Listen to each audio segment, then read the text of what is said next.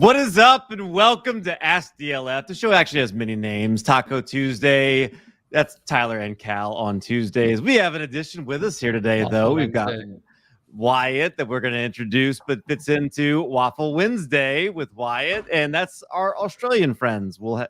They'll make some appearances here in just a little bit. It is Wednesday over there, so that's where that comes from. But we want to welcome everybody into Ask DLF. We are right now smack dab in the middle of June. This quote-unquote off-season. There is no off-season, but this quote-unquote off-season is flying by. This is the slowest time, but I still feel like, we're getting there quickly. There's a lot of news, a lot of things to react to and talk about. And in this show, we react to whatever you want to discuss. That's why it's Ask DLF. So use that chat. Make sure any trades, any questions, if you still have drafts, whatever it is, that's what we're here to help. And joining me as always, Tyler, FF Creator. Make sure you're following him like most of half the world is at this point, seems like.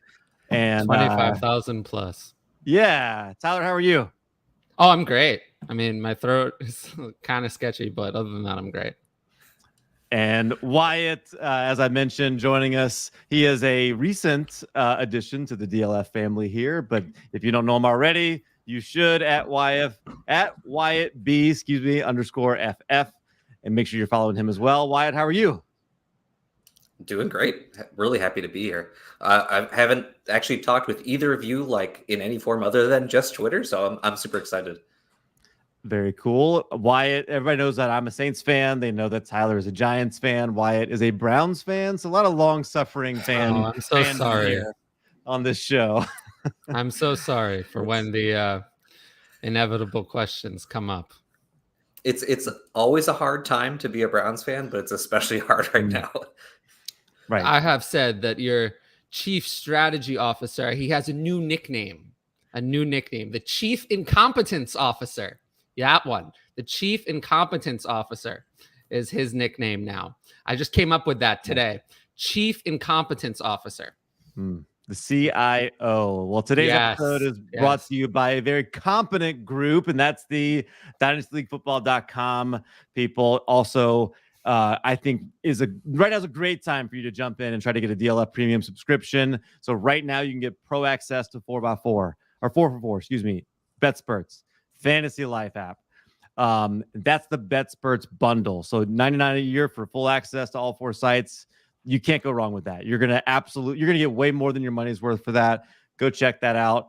Like Henry is saying, Henry, the legend, the man, the myth right here. Smash that like button. Make sure you're subscribed to the channel. And anytime you hit the like button, what happens, Addison? Addison can't hear us. I know I almost feel like if we just listen real intently, he'll answer. He gets happy. He smiles. I get my wings. That's right. He gets his wings. All right, let's jump in. Jesse, smash it. That like button, I'm sure, is what he's talking about. I need to work on an Addison impression. What's up, everyone? I was able to move Terry McLaurin in a 23 third for Elijah Moore and a 2022 second and a 10 team super flex and hashtag feels good, man. What do we think? I love it. Yeah, big time. I've got Elijah Moore ahead of Terry McLaurin by 5 spots. Me too. So yeah. How many spots did you say? 5. 5 spots. I have 4 spots. 4 spots ahead. So all right, love it. Basically the same. Not bad. Oh, clarifies it's 23 second. Oh, so you got the pick upgrade and you got the better player right there. Seems like to me. That sounds great. Yeah, I like that. When you can trade for a better player and get a better pick, it kind of sounds like something I would do, right? I mean, we want to win things. We don't like losers. Losing is bad. Jake, this is interesting. So 12 team super flex. If I could get Jameis Winston for a 23 second, should I? Tyler, you're bigger on Jameis than me. What do you think? Did I say that? I mean, I guess. I don't know. Do you dislike him? You dislike him a lot because for reasons I don't even know. But you wanted Taysom Hill to start last year. You thought that was going to happen. Yeah, I thought it was going to happen. You did, yeah. So, but it didn't. Of course, it didn't happen. But so I don't know. I would take Jameis Winston over 23 second. Yes. Wyatt? Yeah, I agree with that. Just in general, I think Jameis, he's going to be started there for probably 2 more years, if I had to guess. And I mean, he's been fairly productive when he's on the field for the Saints. Let's also remember that incompetent general manager of the Saints traded away their 2023 first-round pick for no reason. They traded away the first-round pick for no reason when their team isn't very good. So that didn't seem like such a good idea. That's why I think he's going to be the starter. Yeah, they don't have any way to replace him in next year's class. They could be a bad team. They don't have that first-round pick. So that was a big mistake that they made. So, yeah, I didn't, again, they got fleeced by Howie Roseman, which seems to happen a lot, actually. Not bad. I don't think this is necessarily a bad trade, but I would not be. I just would lower my expectations for what Jameis Winston's going to do. They don't trust him. They're not going to open up the offense. He threw for on average 180 yards or 190 yards last year in his games. He was productive because there was a lot of touchdowns that were part of that. I would expect there to be some regression back because he didn't have very many attempts even per game. And if the defense plays anything like they played last year, added Tyrann Mathieu, added some good players, if they're a good defense and they don't trust him and they're going to run the ball, then I wouldn't expect for him to be super productive. Well, don't you think they're going to be able to pass the ball a little bit better with legitimate weapons on the offense? I mean, last year you had Marquez boring. I mean, he was so boring. He didn't do anything. Kenny still ran routes. He's awful. Yeah. And Traquan Blocker, you had Traquan Blocker. That's what you had. That was receiver 2. Kevin White at one point. Kevin White, yes. Yeah. And Kenny Stills played. He did play. And then there was Deontay Hardy, who I like, formerly Deontay Harris. But so I think the upgrades at wide receiver definitely help him a lot there. There's no doubt some like that is good. But Taysom Hill is still there to take away some rushing touchdowns. That's going to happen. Like, you can dislike him all you want, but he's going to take away goal line carries. He's tight end now. He's a tight end now. He's going to play tight end. Yeah, and doesn't that affect Kamara more? Well, but none of that's good for Winston. And so, it just is. I think it's fine. Yeah. I'm not concerned. And yeah, I do not have high hopes. I just would lower my idea. This isn't the Bruce Arians air it out 30 for 30 version of Jameis Winston. This is rein it back in, make sure he's not hurting the team version of Jameis Winston. That's what we saw last year. Oh, here they come. If you really want to go get a QB2 for a second, I would go send it for Davis Mills instead of Jameis Winston personally. Yeah, I would not. I'd rather have Jameis Winston. I'm a Mills believer. It's fun sometimes to not take all of this too seriously. But yeah, I would rather have Jameis Winston because I feel like he has more fantasy upside. Davis Mills, I just feel like is kind of stuck. I mean, his weapons are bad. The Saints have better weapons. Michael Thomas took the field today. The Saints do absolutely have better weapons, but as Cal was saying, it's possible the Saints are a more run-heavy team playing good defense, and the Houston Texans do not have that option, and they're going to be playing from behind and have to throw a lot. It's hard, though. Brandon Cooks is all they got. I mean, John Mechie is not going to be ready. Doesn't sound like he's going to be ready in time. True. And then Nico Collins, to me, is just a guy. That was the case last year, and Mills was fine. Not for fantasy, though. For real life, he was better. But Gardner Minshew. He was useless. Yeah, that's who he reminds me of. All right. How about outside of the top 50? 50. A sleeper. 50 positionally, because a quarterback and tight end, that doesn't. I assume this is asking for running back or wide receiver. I'd say overall. Well, I mean, my guess. There's a lot of sleepers. Outside the top 50 overall, I mean, Chris Olave is outside the top 50 overall. Right. He's not a sleeper. But if you're saying by position, yeah, you're talking about the Khalil Herberts. Yeah, something like that. I mean, I don't know. I'll throw out Pierre Strong, who I think has a real chance to be relevant next year. Damian Harris' contract is up. James White could be gone after this year. I think it's very possible, and I think there's a good chance that come next year, it's Ramondre Stevenson and Pierre Strong is the lightning and thunder in the backfield. And Pierre Strong is the only guy in that backfield who actually has home run speed and actually real athleticism. So I like him. I have him a lot higher than his ADP. So I almost didn't include him because he's at 51 in my ranks. So he's Dynasty 56 for me. So yeah. Yeah. So I have him higher than you. I would say also I'd put Romeo Doubs on my list just in case. Packers wide receiver. Yep. I would look at him if you want a sleeper. If you want to go a really deep sleeper, Kyle Phillips the Tennessee rookie. Robert Woods, I think, is done. An ACL tear. He wasn't so good. He wasn't so good before the ACL tear. He was starting to pick it up a little bit, but it wasn't so good. And now he's going to be changing teams. He's going to be 30 coming off an ACL tear. I think not. So, Kyle Phillips could have an opportunity to step in and potentially give you something. I do like Kyle Phillips a little bit. I think obviously there's a lot going against him, but he is the kind of wide receiver because he's so agile and good with his routes that you'll just look up and all of a sudden he has 7 targets in the game. You wouldn't have expected it until you go look at the box score and he's got 5 catches for 50 yards almost every week. That's a real possibility that he's just the check down safety blanket for Ryan Tannehill at some point. Yeah. I do like that. What about Nyheim Hines? There's been some buzz on him. No, Nyheim Hines. No? We should spend our time talking about players that matter. Nyheim Hines is not in that PPR category. option 2 years ago. No. I ranted on this on my own show, and I'll do it again here. Why bother? Why bother to draft Nyheim Hines? I always say it too. You can rank based on projections, sure. You rank. If you want to win a most accurate expert contest, rank Nyheim Hines at running back 40. Rank him there because that's about where he's probably going to finish higher than that. He's probably going to finish 35, 36, 37. Is it going to win you anything? No. If you're starting Nyheim Hines in your lineup, you've already lost. So you don't draft Nyheim Hines. You draft someone who has higher upside later, and then you have a bench. You can just start other players. Drafting Nyheim Hines is a waste of time. So he's a waste of time to talk about. He's a waste of time to draft. Just, save it for players who actually you're going to want to start in your lineup, but not him. He's great for an NFL team, but for our purposes, forget him. I think if your starting lineup is deep enough that he warrants some consideration as a flex option because he could catch 60 passes this year. How deep? We're going to talk about. It would have to be so deep that I don't again, you don't want to start Nyheim Hines in any sort of typical dynasty or redraft format. You don't want to. So he has no upside. 2 years ago, he was 27th in fantasy points per game in 2020 at running back. That's not nothing. As somebody who's being drafted at number 54 right now in startups. But why bother? Why bother? When you're drafting someone that late, you want to draft someone with upside. Someone who has the upside to make a difference. Well, sure. Nyheim Hines isn't going to make any difference. There are a lot of very positive things coming out of camp from the coach and from Matt Ryan now that he doesn't have Carson Wentz as his quarterback. He had Phillip Rivers checking the ball down to him in 2020. He's got Matt Ryan, who's capable of doing the same thing now. I think 63 sounds like it could be 70. I mean, he could be a third option, maybe second option, maybe on this team.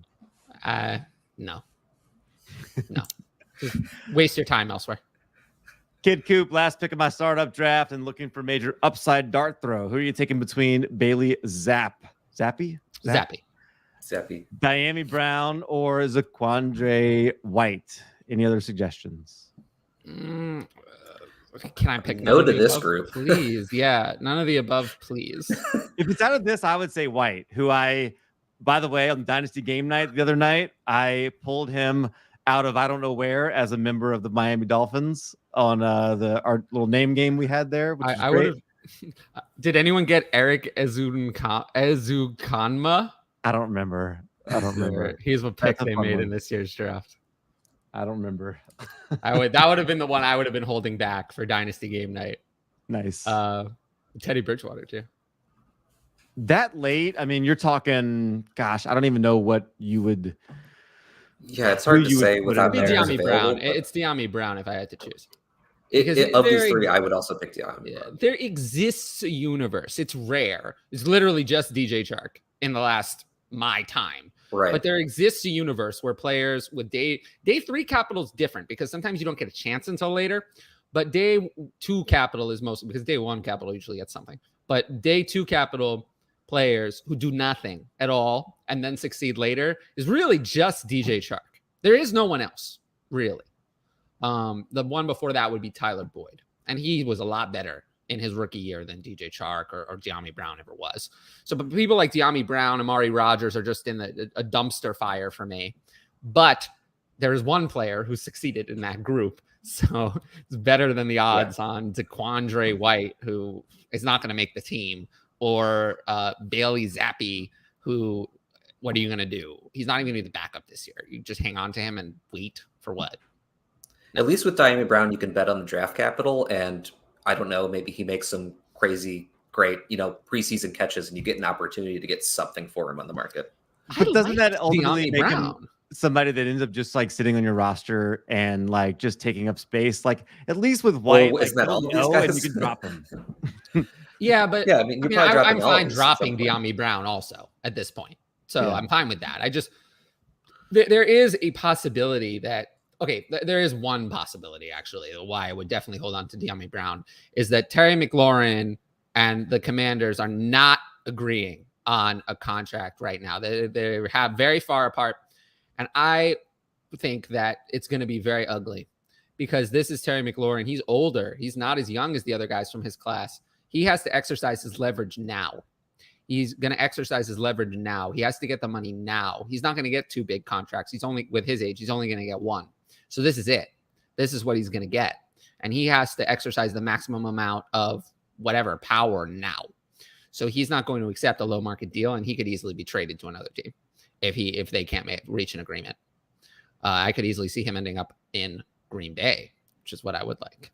But there are other potential suitors. But if Terry McLaurin were to be traded, then De'Ami Brown might get a little bit of a bump in value. You can sell him for I don't know if this is supposed to be your game is weak or your GM is weak, which could work, I guess, either way. I would apply to the Saints and the Browns general manager. So I'm good with that. Traded for 9 out of the 12 first picks in this draft. If that's 2022, then like it's not as good. Yeah, if it's 2023, that's much better. Yeah, I would be trying to move a couple of those to get into 23. Yeah. Me too, Hector. My last pick, round 30, was Tim Tebow, and then dropped him for Zaquandre Wright. Another Zaquandre Wright fan.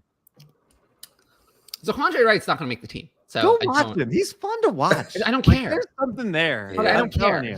I don't care. What matters the most for UDFAs is opportunity, and he has none. So, like, if you're going to take a UDFA running back, the ones you want to take are the ones where there's an RB3 slot on the team. Look, open. nobody. Philadelphia. Yeah, no, but Philadelphia with Kennedy Brooks. If you want to draft a UDFA, Philadelphia with Kennedy Brooks, and then Tennessee with Julius Chestnut, New Orleans with Abram Smith, and potentially the Giants with Jashawn Corbin. Those are the ones that actually could make the team. Have 3, 4, 2, 5, 12 team PPR, 2 QBs. Give Ryan Tannehill 110, 223 seconds, and get Matthew Stafford and 306. What do you think? Wyatt, start with you this time. I think it's a little bit close, just because I think Ryan Tannehill can still be a little bit productive. But overall, I like it just because I think Matthew Stafford is such an upgrade over Ryan Tannehill. The 110 isn't that special in this draft. 223 seconds could be a little bit of something, but like it's fine to upgrade that much, I think, from Tannehill to Stafford. I mean, at the 110, you're going to get probably what at this point? Like, Olave, if it goes well. If it doesn't, maybe Christian Watson or Sky Moore. And Tannehill, I'm kind of pretty out on. 23 seconds are good, though. I like getting 2 of those. And the 306 is whatever. So I think the value, if you just look at it in a startup, is on the Stafford side. I have Tannehill significantly lower than consensus. So that's probably contributing. But yeah, it's not crazy either way. I don't think if I looked at this offer, I wouldn't be like, it's crazy. But I would take the Stafford side if I had to choose. He just got that new massive contract extension as well. So I'm more confident. Yeah. In trying to put it together in the trade analyzer here, it ends up being pretty close. Okay. Yeah, it looks like a trade that both teams got what they wanted out of it, and it's just a good trade. Let's see. I would say, though, that the team with Tannehill and Brady probably needed to trade for an extra quarterback more than they needed to upgrade a quarterback. I think they needed an extra quarterback. Like, this is not good enough. I mean, Tannehill is potentially on the way out the door in the near future, and Brady, we know, is, unless that deal with the devil has more years left on it, is eventually going to come to an end. He'll still be alive, but come to an end in the NFL. I mean, an update on Ask DLF Baby. Eric, Ask DLF Lyman. I'm not sure what your baby's name is here, Eric, but I'm glad. So Wyatt, if you don't know, Eric was giving us updates like weekly on his wife was pregnant with their first baby, and congratulations, had the baby last week, like during the show, I guess, or right after, I think he went into labor. And so, yeah, watched last week's DLF. That's a true fan right there. Dude, Back to Eric. Awesome. I'm so glad, Eric. And yeah, I don't know, Eric. I don't know if I follow you on Twitter, but reach out if I don't. I tried to actually find like his Twitter handle. I wasn't sure, and so I apologize, Eric. But yeah, shoot me a message if you get a chance when you're up trying not to fall asleep. I appreciate all of the comments like this, and also everyone who tunes in to watch the show. I know you don't have to. So like, I always appreciate everyone who like chooses to watch the show, because it does, it does mean a lot to me that people continue to tune in. So thank you guys. Henry, I told you he's the man, the myth, the legend. He's all-timer here, watching his 1998 103 rookie pick. That's how long Henry has been at this. 3. He's a legend. Yeah, and that 98 Thanksgiving game, I was 3. Can you believe that? I was 3.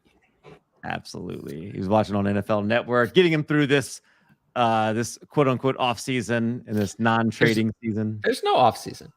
Yeah. There's no off season. Is it Russ? Isn't Russ the inventor of that non-trading season? Non-point scoring season. Non-point scoring, yeah. So yeah, it's always trading season. Yeah, what am I talking about? Yeah. That's DLF's motto, is there's no off season. Right. Bella D, 12 team, 1 QB, PPR, start 8, including the QB, and only 16 roster spots. So shallow league. Drake London, Elijah Moore, and Ramondre, or DJ Moore, Tyrion Davis Price. Is that the right Tyrion? I was when I saw this, I immediately thought of Game of Thrones. Me too. Tyrion. Me too. And a 2023 first. Which side would you want? Wyatt, what do you think? DJ Moore side. He's my favorite player in that grouping, and I think the 23 first is about on par with Drake London and Elijah Moore, maybe slightly less for just a random one. Ramondre, give or take. I mean, he's fine. Tyrion Davis Price, I'm not a big fan of, but he got good draft capital, at least like has a route to opportunity. So yeah, DJ Moore side for me. Yeah, I mean, I would take the DJ Moore side. I'm always going to lean toward the 2023 first. But, I would, if I had the other side, I would probably try to be greedy and do better. Greed is good. Tyrion would be a close, like borderline, just needs to be dropped to the waiver wire in this type of league, right? With 16 roster spots. I mean, no, pretty shallow. I don't think so. I think he's gonna. For you. I think he's gonna do better than people think. I think even with that, I think I take DJ Moore in the first, just straight up over those other picks. I think so too. And plus, you get the roster spots there, right? Like that in a league like that, those are valuable. Yeah, actually, that's true. We do have a super chat right there. Yeah, pull that up. Thanks. Rate my latest rookie draft. I DM'd to Cal. Oh, hang on, I got this is gonna be interesting. Superflex, full PPR, half tight end premium. I'm in a deep rebuild. All right. Do you have it?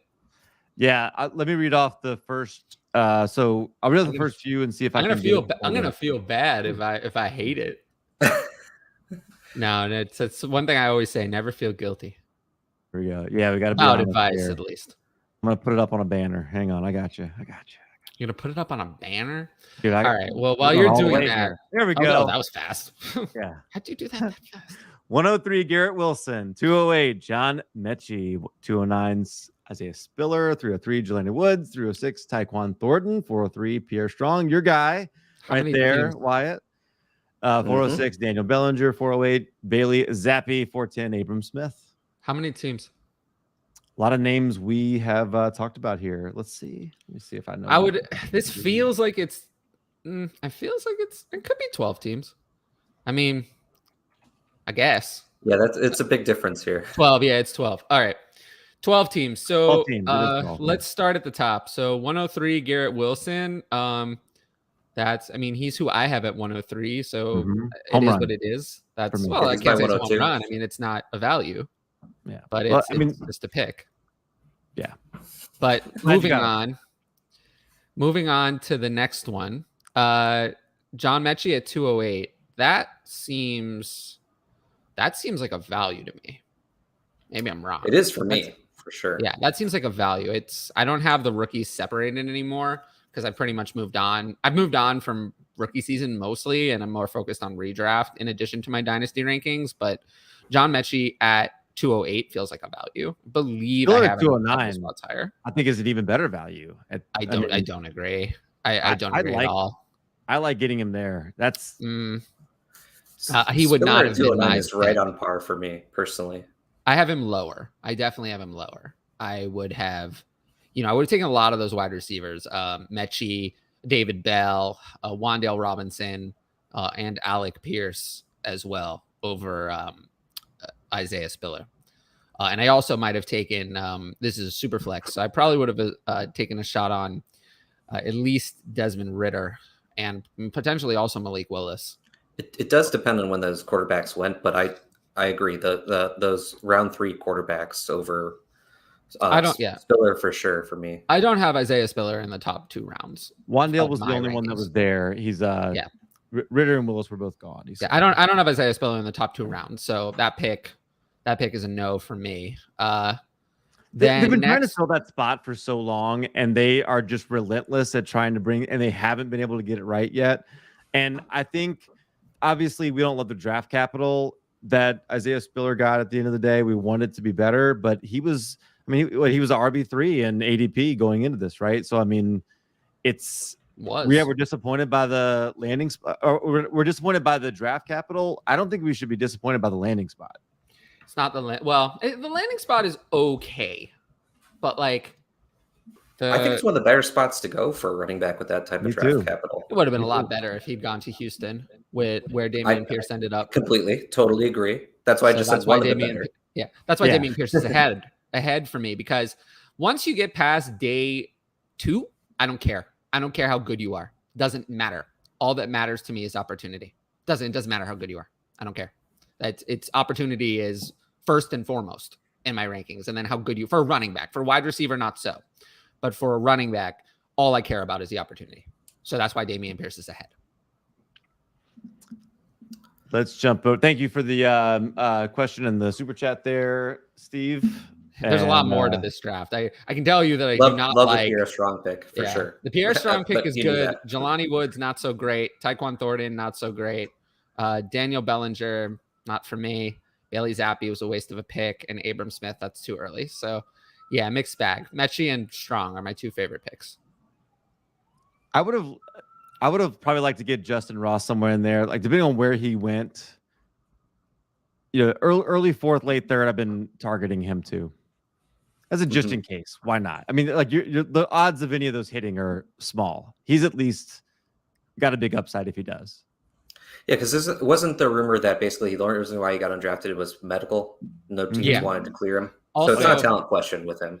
I won't say who it is, but I may have a very, very special guest for this show in the near future. So, is it Justin Ross? No, the only NFL player I think I could get on this show is Darrington Evans. Let's get that. Let's do that. Do you want me to try? You know what?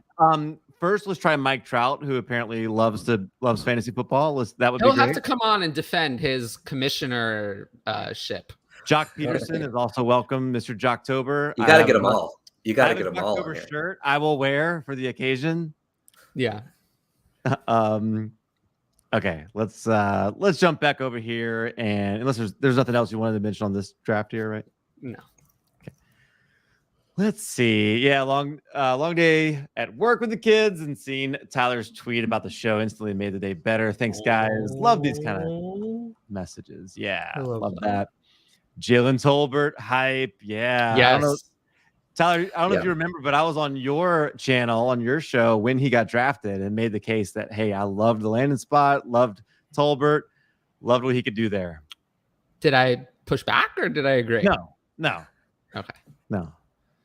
Yeah. I was more of a moderator on that show, though. Right. Yeah. I'm happy this is a pro Tolbert. Yeah, no, I've learned very much that if I noticed it during this show, I was going to click on stuff. I kind of like hosting shows. Might have to do that more often. Jake says, looks like me and you, Tyler, should grow out our beards. Wyatt's putting us to shame right here. Pretty bad. No, I don't look good. I don't look good with facial hair. I did do a show for there's only 2 one way years. to find that out for us. Yeah, that's right. With Matt Donnelly, who's got just unbelievable mustache and facial hair. And so I am not easily intimidated by it. But Wyatt, you have a great beard. I love it. Well, thank you. Blake's happy Waffle Wednesday. Here's our Australian crew.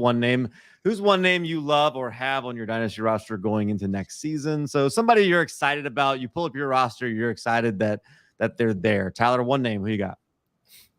Excited? Yeah. Jamar Chase. I mean, you asked me to be excited. So that's if I'm going to get excited about someone, that's what I'm going to get excited about. Fair enough. Wyatt, anybody jump out to you? I'm going to go with Michael Pittman, who's just been climbing my rankings all off season. I'm super excited for him. I think there's a really good chance he's a top 12 Dynasty receiver not too long into the season. I could definitely see that.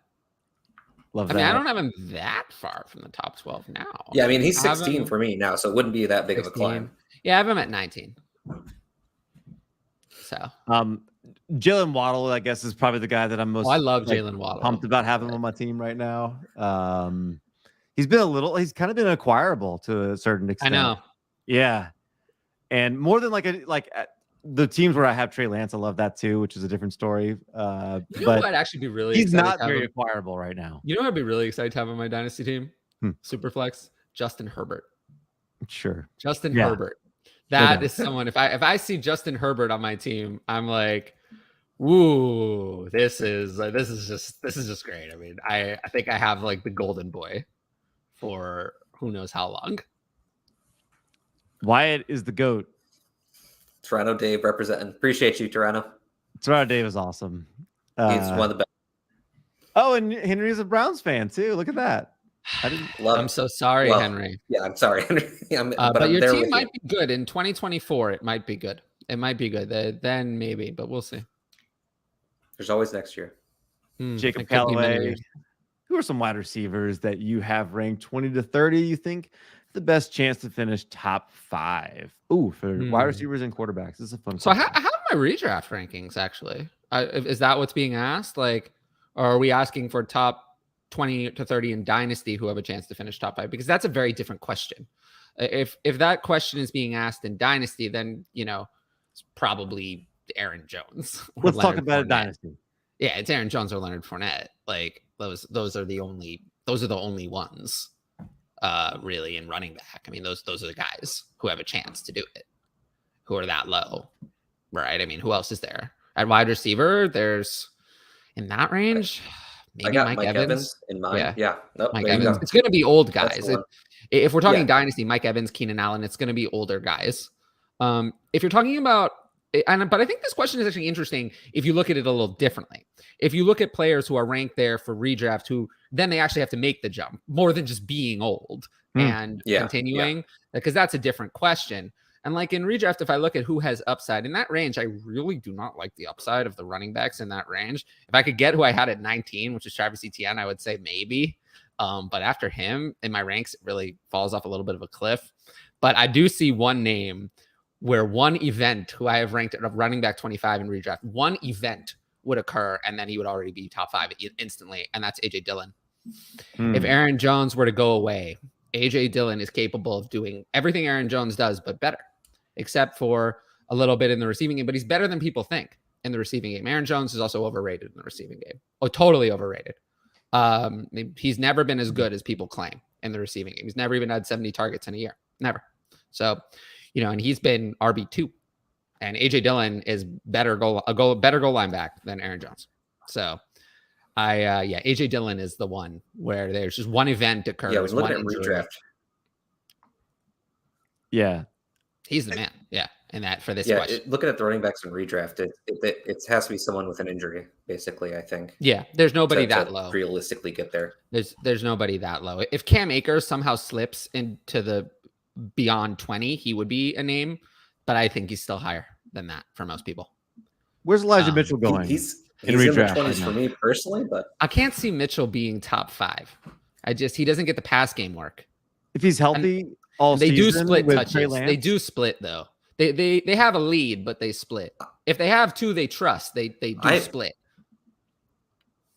Problem is, I'm extremely pro Elijah Mitchell, and I don't think top 5 is realistic. I just can't see it. Yeah, personally, I think he has a really good chance to be borderline RB1, but I think his ceiling is around like 8. But top 5 is hard. Top 5 is hard to do.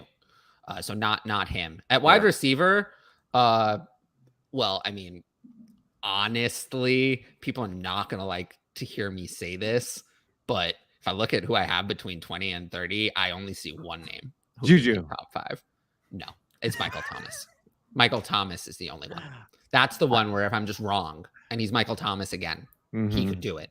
Nobody else in that range I could see finishing. There's nobody else in that. And who I have between 20 and 30 who could finish there. There's just no way. But Michael Thomas is the one who could. I think can J.K. Dobbins in 20 to 30 for me personally, but yeah. Yeah, and yeah, J.K. Dobbins. Well, wait, just answer that. Can he get to top 5? You think? Does he have that upside? No. No, because the rushing vulturing, no passing to him. No. I see him and Mitchell. Same kind of thing as Elijah Mitchell. Yeah. That's I'm just more confident that J.K. Dobbins is going to retain the starting job. And he's not going to be displaced on talent. Whereas there is a universe in which Tyrion Davis-Price is the 49ers starter at some point. The universe exists, whereas a healthy Dobbins is not being replaced by any of their guys, no matter what. I'd say the odds of that are about 20% that Tyrion Davis-Price overtakes Elijah Mitchell, more or less, healthy. Trevon Bolger, Aaron Jones, and Chris Godwin, or Amon-Ra St. Brown, Kenneth Walker, and a future first-round pick. Is this a 23 first? I assume it is. It's not close. It's the Amon-Ra first side by a lot. Yeah, absolutely. Yeah, it's not even close. When are we getting failure merch? Come on, Addison. Addison, yeah, this is your fault. The failure merch. No, I don't know. I mean, I don't know how to do that. Trevon Bolger asks again, Kareem Hunt and Russell Gage or AJ Dillon. After what I said about AJ Dillon before. Yeah. You have to say Dillon. What do you think, Wyatt? I do. I think it's pretty close, but I would take the Dillon side. I don't think it's close. It's not close to me. The only one of these things that has upside to have any real major dynasty value is AJ Dillon. So it's easy. Wyatt, what's your panic level on Treylon Burks right now? 1, 2. I've always been on Treylon Burks. I'm not worried about the concerns of, like maybe he's not the best route runner. Well, he isn't the best route runner. I don't need to put a qualifier on it. But I just like the way the Titans use that draft capital, trade away AJ Brown. Like they're obviously have a clear plan. I don't think the Titans do that without knowing what they're drafting in Treylon Burks and know that they have to work him into the offense the best way they can, the best way he can play as he grows as a wide receiver. Mm-hmm. Tyler? I would say that my panic level is a 3. But I wasn't as in on Treylon Burks to begin with. So not that I dislike him, but I wasn't as in. I don't know. I mean, it's concerning. It's concerning that he's not ready. He's not playing and he's not participating in the practices he should be participating. He's a rookie. You need to participate in as many. I would say you need to participate in as many practices as possible. Look what happened to Kadarius Toney. The talent was there, but it took him 6 weeks to get on the field because he didn't participate in the practices. So I don't know. I would say that he needs to start getting back out there, but I'm not overly concerned. It's not a big deal. If we get to preseason, he's playing in the preseason games. Nothing to worry about. Yeah, I got him at like 109 the other day in the league in a rookie draft. Where's my invite to that one? Can I play in that league, please? Maybe it was 108. Still some smart people in it. He should go top 5 in every draft. You would recognize the people if I told you who was in it. Oh well, whatever. Trevon Bolger, Jerry Jeudy, or a 23 first. 23 first. Yeah. 23 first. Yeah, there's a line where I would pretty much take a 23 first, like in a vacuum, where I'd want it, but that comes well before Jeudy for me. Same. Oit boy, I don't know what that is, but I like the idea. I like the idea. Good effort on the name there. If you had a bet on any of the 26-plus-year-old running backs to provide 2 more seasons of RB1 production, who would they be and why? It's a really tough question, but I think the answer has to be, well, and he's about to turn 26. He's not technically 26 yet, so maybe I'm cheating, but it's Christian McCaffrey as long as he stays healthy. Yeah. But that's probably like the clear answer there. It's Christian McCaffrey. I wouldn't be surprised if Austin Eckler still does it, because the pass catching profile, I think, is something that lasts longer for running backs. Just being able to catch as many passes as he does, he has a chance, even though he's 27. Really, though, like Christian McCaffrey, I'm hoping, I'm thinking of multiple years. Austin Eckler, I'm thinking of multiple years. I don't see him as like one and done. Even Joe Mixon and Dalvin Cook, I'm kind of thinking of multiple years with those guys. Whereas, and then there's Alvin Kamara, but the problem is that suspension is coming at some point. That's the only issue there. But yeah, Joe Mixon, if Christian McCaffrey's close enough to qualify, Mixon is probably close enough to qualify there too. And I think that's the difference. The difference with McCaffrey and Mixon is there's a universe in which Mixon is healthy and is still not an RB1. It's happened before. Sure. Nick Chubb is another one that I think can be in there too. I love Nick Chubb. I'll tell you, Nick Chubb with Jacoby Brissett is not a redraft RB1 for me. I hate to say it, but he's not a redraft RB1 for me right now. Did you rank with what? You ranked him that way, assuming what? Because if Deshaun Watson is playing, I could see a world in which, well, one, they're more pass heavy, and that doesn't benefit Nick Chubb very much. And no, but like when you ranked Nick Chubb, you ranked it with who? Like how many games of Deshaun Watson with a full season? Because my rankings are Deshaun Watson is not in my redraft rankings. Yeah. I am ranking it with, at this point, Jacoby Brissett as the Brown starter. Yeah, so I'm saying he's not an RB1 for me, like coming up this year, even with Deshaun Watson. Yeah. Really? Yeah. Okay. I would have him as an RB1 if I knew I had Deshaun Watson. And I have never been able to rank Nick Chubb like correctly previously, because he's my favorite player in all of the NFL. He's the one player where like my bias always comes into play. And I think this is the first time I've been able to like center myself and like be real with myself about Nick Chubb. And he's not in my top 12. Wow. Just going back 2 years with Kareem Hunt playing 16 games, and he only played 12, he finishes the RB11. Right. Yeah. I mean, like, I'm aware of that. Just because Kareem Hunt's there, and like, who's the quarterback? I mean, we're talking about Baker Mayfield was the quarterback here. We're not talking about. If Deshaun Watson is playing, there's a good chance that they are more pass heavy near the end zone. Deshaun Watson also can run touchdowns in. It doesn't matter. There's no reason to talk about if Deshaun Watson is playing. Yeah, and then if he's not playing, like he's not playing. He's not going to be playing this year. Yeah, Garoppolo. That would be interesting. I don't know how. I like Garoppolo. Basically, is just a proxy for Baker Mayfield, so he's back into Garoppolo's way better. There you go. Garoppolo actually doesn't manage to alienate every single one of his teammates, so I think he'll do a lot better than Baker Mayfield. So I would much rather have Garoppolo. That would increase my projections for all of these players if it were Garoppolo, but I don't think it will be. Jacob with the Dynasty question. You came to the right place, Jacob. This is DLF, and we are Ask DLF. So I appreciate you asking this. With 23 looking like a great class at running back, who are some running backs you're looking to get out on at market value or better? Pierce, Algar seem like prime candidates to get replaced. I would add James Cook into this. He's going to be replaced next year too. So who else? Who else you got? I wouldn't say that about James Cook. Second round draft capital is a lot to spend on someone, but yeah, I mean, Pierce is high on that list. If he's not excellent, he could be replaced. Algier, I think, is the more overvalued one. To be honest, I'm not a fan of Algier at all. Yeah, he's someone I don't get really. But yeah, Algier is high on my list. Sounds good. Deontay Hardy, this must be in our conversation about how bad the Saints. But look, he was actually kind of a bright spot. Yeah. And I actually sort of liked when he would get targets, and with little Jordan Humphrey would get targets, as crazy as that sounds, because the other options were like Kevin White was like, oh my God, I just watched anything of him running routes last year. I just couldn't even. Kevin White. Times were tough. And I think Kenny Stills had like 20 targets and like 2 catches or something ridiculous. Like it was so stupid, whatever. Kenny it was. Stills. Nicholas, what would you give up to get Jahan Dotson? Oh, okay. It's hard to like. You just did a rookie draft, so you had your opportunity to trade for Jahan Dotson. Now, I don't know. I mean, Brandon Ayuk. You have to. Michael Thomas. I'd rather have Brandon Ayuk.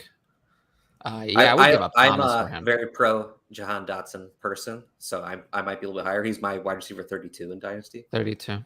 I have him at 36.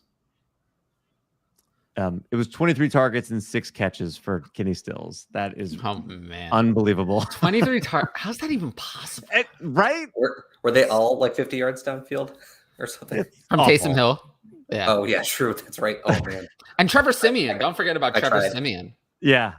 Yes. All right. The Trevor Siemian era. But yeah, Jahan Dotson, it's always tough to trade for rookies in the period of time after the rookie draft. Because someone just drafted them. If you're trying to trade for him, that person just drafted Dotson. Exactly. There's a good chance they're valuing him pretty highly. Yeah, exactly. True. Superflex, what is Jared Goff's value? Ooh, interesting. Not much. Like, I think this is it. I think this is it. I think this is Jared Goff's last year. Yeah. I think his value to the Lions is trying to secure that number 1 overall pick. That's what I think his value is. I don't see Jared Goff being a starter in 2023. No. Yeah. I'm not a second. I wouldn't trade a 23 second for him. I would say go for someone else. Go for Jameis Winston. If you've got a 23 second to spare, like we were talking earlier, let's go send it for Winston. I'd much rather have Jameis Winston. Yeah. I tried to get Goff from Peter Howard as my QB3, and I can't remember what I offered him, but he rejected it. And it wasn't enough. It wasn't a 23 second. It was something lower than that. Yeah. Open 24 hours. Hey, now when's the right time to trade away 23 first? Never. Trade them for vets or 23 rookies. I guess if I was going to go all in for a championship or something like that, and I felt like that was the only way I could do it, it would be during the season when I knew exactly who the right person to acquire would be for that. That's true. Yeah, November. But still never. November. Mid-season for elite assets, maybe. Right. Yeah, and it better be legit elite assets, no doubt. But like Jacob says here, don't trade away those 23 first. Keep them around for a long time. Trade away J-Rob for Isaiah Spiller and a 23 fourth. Yeah. Sure. Yeah. Burks in a 23 second or Devonta Smith in a 23 first. Ouch. I'll take Smith in a first. Yeah, I was saying very easily Devonta Smith in a first for me. I probably Smith over Burks. I have Burks one spot ahead of Smith. But they're right there. So the 23 first makes it so easy. I have Burks 9 spots ahead of Smith. Yeah, you're very low on. Oh, there's nothing to be high on, really. I mean, why on earth would you be high on Devonta Smith? What are you expecting? Oh, I don't know. I mean, explain how Devonta Smith, first round pick, right? Okay, so Devonta Smith was with Jalen Hurts as a rookie. He was pretty good, right? He had 104 targets, and now an AJ Brown nuclear in all 17 games, and now an AJ Brown nuclear-sized bomb is about to be dropped on him to draw coverage away. Doesn't matter. If he has 90 targets, he's just not that. He's not good enough. He's not good enough. He's not good enough. There's the possibility that he pass more as well. They'd have to pass a lot more, and I don't see it. Jalen Hurts is not a very good passer. His upside is to be the 20th best passer. That's the best case scenario. And I don't want that. I don't want the second receiver. Any team can support one elite weapon. Any team. But do they support other weapons beyond that one elite one? Not really. Not consistently. And I don't know. If the targets are consolidated enough, he could still be a wide receiver 2. It might be a low-end wide receiver 2. But it's possible. No, there's no chance. I have Devonta Smith for redraft at wide receiver 39. So and consensus has him in the 30s. I'm not crazy to have him ranked there. Yeah. I have him lower, But that's because his ceiling is capped to a certain extent. But there's no reason why he can't be a wide receiver too. I wanted to rank Devonta Smith at 50 something because that's what I think the actual outcome is. But I think that he's good. It felt wrong because Devonta Smith is good, but there's no upside at all. I mean, they'd have to become a completely different team. But it's not like there's no questions on Burks. I guess that's like you're choosing between Devonta Smith and Burks. Oh, I want the 23 first side anyway, because I'm not that high on Burks. So give me the 23 first. But the only reason I have to think about it is because Devonta Smith is not exciting to me. ETN or Akers? Akers. ETN. Oh. They're back to back for me, but I have ETN ahead. They're not back to back for me. How far apart? Yeah, I have ETN 7 spots behind Akers. Oh, geez. Well, I just don't hate know why on Akers or love for Akers or hate on ETN. Love for Akers. I think I have ETN about at his price. I just don't see like Akers is younger than ETN and has actually shown that he can be good at some point in the NFL and is not on the Jaguars. So he's on the Rams, which we know that the running back in the Rams offense is a high upside role. The running back in the Jaguars offense, we have no idea what that means. I mean, that could be anything. I mean, Doug Peterson had some success with running backs, but he's also the one who misused running backs in the Miles Sanders era. So I don't know. You could take that one way or another way. Yeah, but also, Cam Akers might not catch very many passes at all. The Rams are a little bit more pass heavy in the red zone now than they were before with Matthew Stafford. That's my worried about it. Ed is glad that he clicked that bell and turned on notifications. Yeah, because he got his Taco Tuesday reminder. Make sure you are like Ed and welcome in, Ed. Glad you're here. Nicholas, another Elijah Moore, Devonta Smith. I know obviously where Tyler's going to fall on this. Yes. Why? I also have Elijah Moore ahead. Someone came after me on Twitter today saying that they thought that Devonta Smith was better. And I just couldn't agree because I actually saw that Elijah Moore has legitimate upside to do something that I care about, whereas Devonta Smith has never shown it. Never. He's never been fantasy anything. I mean, he was just okay. But if you started Devonta Smith as a rookie, you're not happy. Did he even, what did he give you? Whereas Elijah Moore had that 6-week stretch where he was a wide receiver 1. So to me, it's easy. And I'm much more scared of A.J. Brown than I am of Garrett Wilson. Nice talk about sleepers and late players for people who play in deep dynasty. There's like 92 teams with 4 copies. Let's talk about it, Lamb. Throw us out with whoever you want to talk about. Let's do it. Would you trade George Pickens, and a 24 first for Elijah Moore? I just don't make trades like this. Like I don't do this. So no. If I trade future first, I want something a lot better than that. So you won't see me ever make a trade like this. I'd say in a vacuum, I would just trying to assess the value of the Pickens in the 24 first for Elijah Moore, but it is an awkward trade. It is, but yeah. I do like Elijah Moore side out of that. 12-team Superflex, Tony Pollard, or your favorite player, Tyler, Clyde Edwards-Helaire. Yeah, I'll take Clyde. Yeah, all right. We got him to take Clyde. But Clyde. Nice. Don't draft narrow range of outcome players later in the draft. That's the spot where you want the biggest range of outcomes. That's what I said. This is my favorite game now every week. BJ comes up with a random player to ask me who he plays for. I would like for anybody to answer this. Travis, I don't even know what your name is. I don't know who that is. I'm going to offend somebody. This sounds like a Chargers player. I have no idea. I don't know who that is. To be honest, I really don't. Do you know, Wyatt? I've got no clue. Oh, wait, let's see. Should I Google? That's what we're going to do here. Oh, you should know this, Tyler. Why?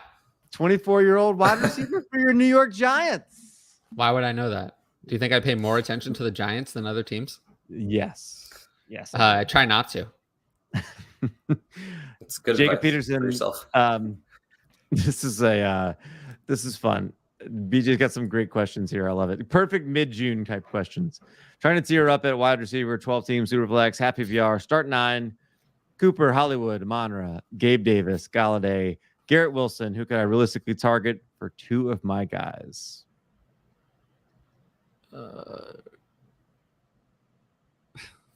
Tier up from which part of the set of wide receivers? This is a very big question. What could you get if you traded Gabe Davis and Cooper? Let's say. Well, I would trade Cooper anyway. This is just let's reframe this question, because this is not the way I like to play. We don't think about it this way. What we think about is we look at the players we have and we're like, do we want those players at their general market price, or do we not want those players at their general market price? So of these players, Hollywood, Amon-Ra, and Garrett Wilson, I actually like at their current market prices. Amari Cooper is probably the biggest hard sell to me in all of Dynasty, so I don't want him.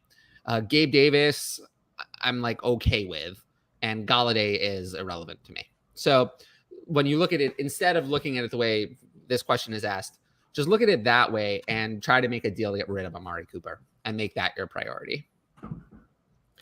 I'm assuming if he's trying to tier up, then he's trying to make a move to compete, if I had to guess. So I would say, trading Amari Cooper, maybe package him with like Gabe Davis, who has a lot of hype behind him, and maybe go after like Mike Evans, who we just talked about earlier, who has the potential to be a top 5 wide receiver this year. With the amount of Gabe Davis hype, you can get more than Mike Evans for Amari Cooper and Gabe Davis. I mean, yeah, depending on your league mates, you probably could. That's so funny you say that. I was literally just thinking like that's exactly what like that exact trade you just said. Gabe Davis and Amari Cooper for Mike Evans. What about could you get Terry McLaurin for Amari Cooper and Gabe Davis, or is that too high? I'd rather have Mike Evans than Terry McLaurin. I don't want Terry McLaurin. I have McLaurin higher in my ranking, so I mean I would like it, but yeah, I mean I think that just depends on your league mates at that point and how they feel about Terry, how they feel about Mike Evans. I think, but I think that's in the range of things you could get. Yeah, I think that's probably good.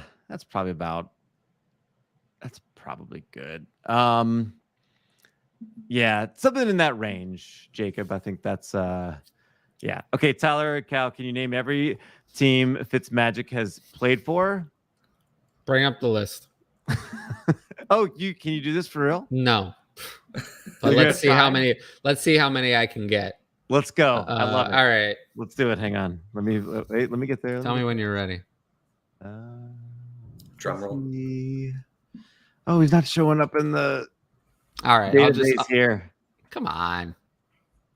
Come on. I was fast with the other one. This one is I didn't realize he would go out of the player pool here. Hang on. I'm almost there. Let me know when you're ready. I'm good. Go ahead. All right. Bills, Jets. That's 2 of them. Yeah. And then there was also the Washington, the Dolphins. And then I believe did he start his career on the Rams? Is there any time on the Rams? He did. Yes. Yeah, there was time on the Rams. So what's that? 5? Yeah. Yeah, I got the Bills, the Jets, and the Dolphins. Those are the 3 in the AFC East. And then there's 9. There's 9. 9? Mm-hmm. Played for 9 teams? Mm-hmm. Man, I don't remember him playing for 9 teams. Those are the ones I actually remember. Buccaneers. Yeah. Oh yeah, it was the Jameis time on the Buccaneers. Yep. Damn, what else? What other teams did he play for? I don't know. Those are the ones I remember. Houston. I don't think we named him. When did he play for Houston? Started 12 games for Houston. When was that? Let's see. That was 2014. Houston. Okay. Take your word for it. Started for the Tennessee Titans. He did. I don't remember that one at all. I don't remember that. That was 2013. That's the year before. And Cincinnati. Oh, yeah. I should have gotten that one. Yeah. I don't remember that. 12 games for the Cincinnati Bengals. That's good stuff. Nicholas, 12 team, 1 QB rebuild.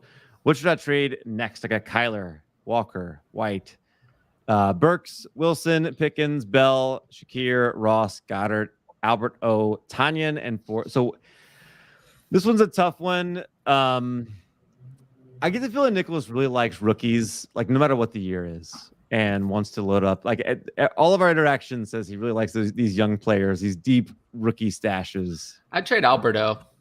I was going to say the same thing. Yeah. Really, Alberto. I'm trying to get off him if I have him. Alberto's only value is based on hype. He's never actually done anything at all.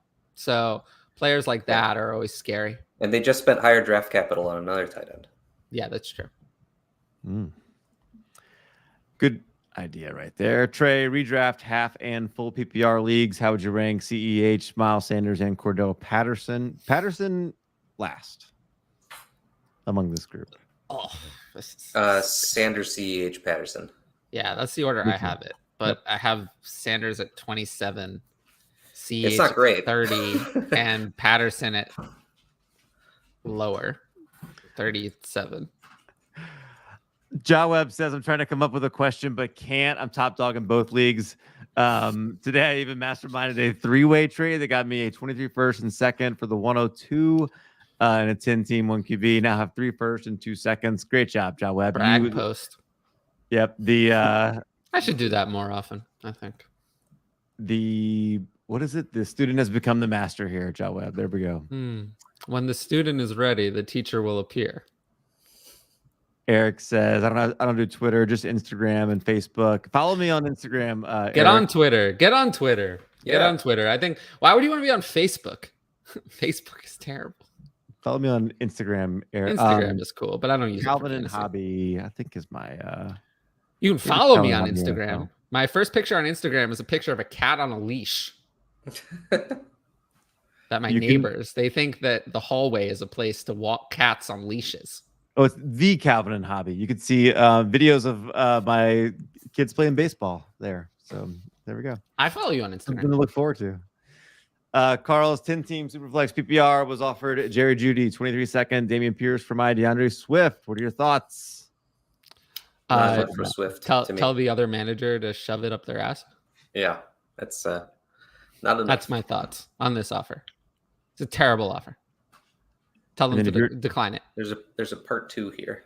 Yeah. Oh, there's a part 2. Yeah. I wonder what my reaction to part 2 is going to be. If you're trying to move Swift for a wide receiver plus 23 second, what wide receivers would you target? So you got to add the 23 second in there. I don't think I'm going to do that.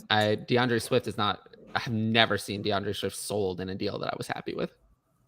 Yeah, it would have to be like CeeDee Lamb or AJ Brown for me. Jalen Waddle? Something like that. Yeah, I would take it with Waddle as well. I personally wouldn't, but I couldn't fault you for it at least. I wonder what that looks like in the trade finder. I mean, the trade analyzer. I wonder. You can put it in and find out. One of those amazing tools over at DLF. That's right. Company man right there. I appreciate that. Well, that's, we have a lot of those tools because of Addison. I think a lot of people don't know that, actually. A lot of people don't know that Addison actually helped make a lot of those tools. People probably know him better for his role on the YouTube channel, but Addison actually really helps with a lot of those tools. So we have him to thank for that. So I really appreciate Addison. Yep, absolutely. It does look like that's about the right value there, somewhere around Waddle.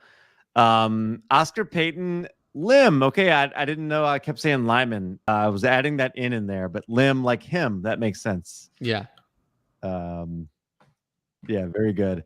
Sean says traded away Swift for 223 first, 209, and a 23 second, and Russell Gage. Even though I'm a contender, 12-team Superflex. What are your thoughts? You'll never get more, so I'm fine taking it. Yeah. How much of a contender? Would it matter? Not really, but I guess I could, With getting that kind of draft capital, you could, if you find yourself in a pinch with a need for another player, you now have 223 first to get some amount of production back on your roster. That almost sounds like something that someone said on a podcast that they have recently. I don't know. It just kind of sounds familiar. I don't know where I might have heard it. Me? I don't know Did I say that? No.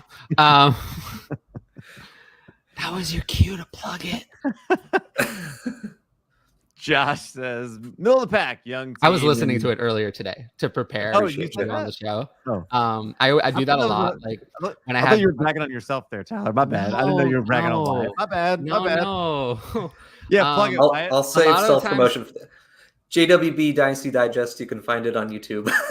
a lot of the times when I have guests on the show, I listen to some of their podcasts to prepare for some of their takes that I both agree with and disagree with. Just so I can be ready. I'm waiting for the one that you dislike of mine, so you can pounce on it. There were plenty that I agreed and disagreed with. But I just wanted to be ready, and I also just like to get a good idea, especially if it's someone I haven't talked to. And it's also good, like, support other people's content. Like, we should do that. Absolutely. Middle of the pack team, young, 14 team, Superflex. League is reluctant to move 23 first, but I was offered 23 first and Elijah Moore for Dalvin Cook, Ertz, and 210.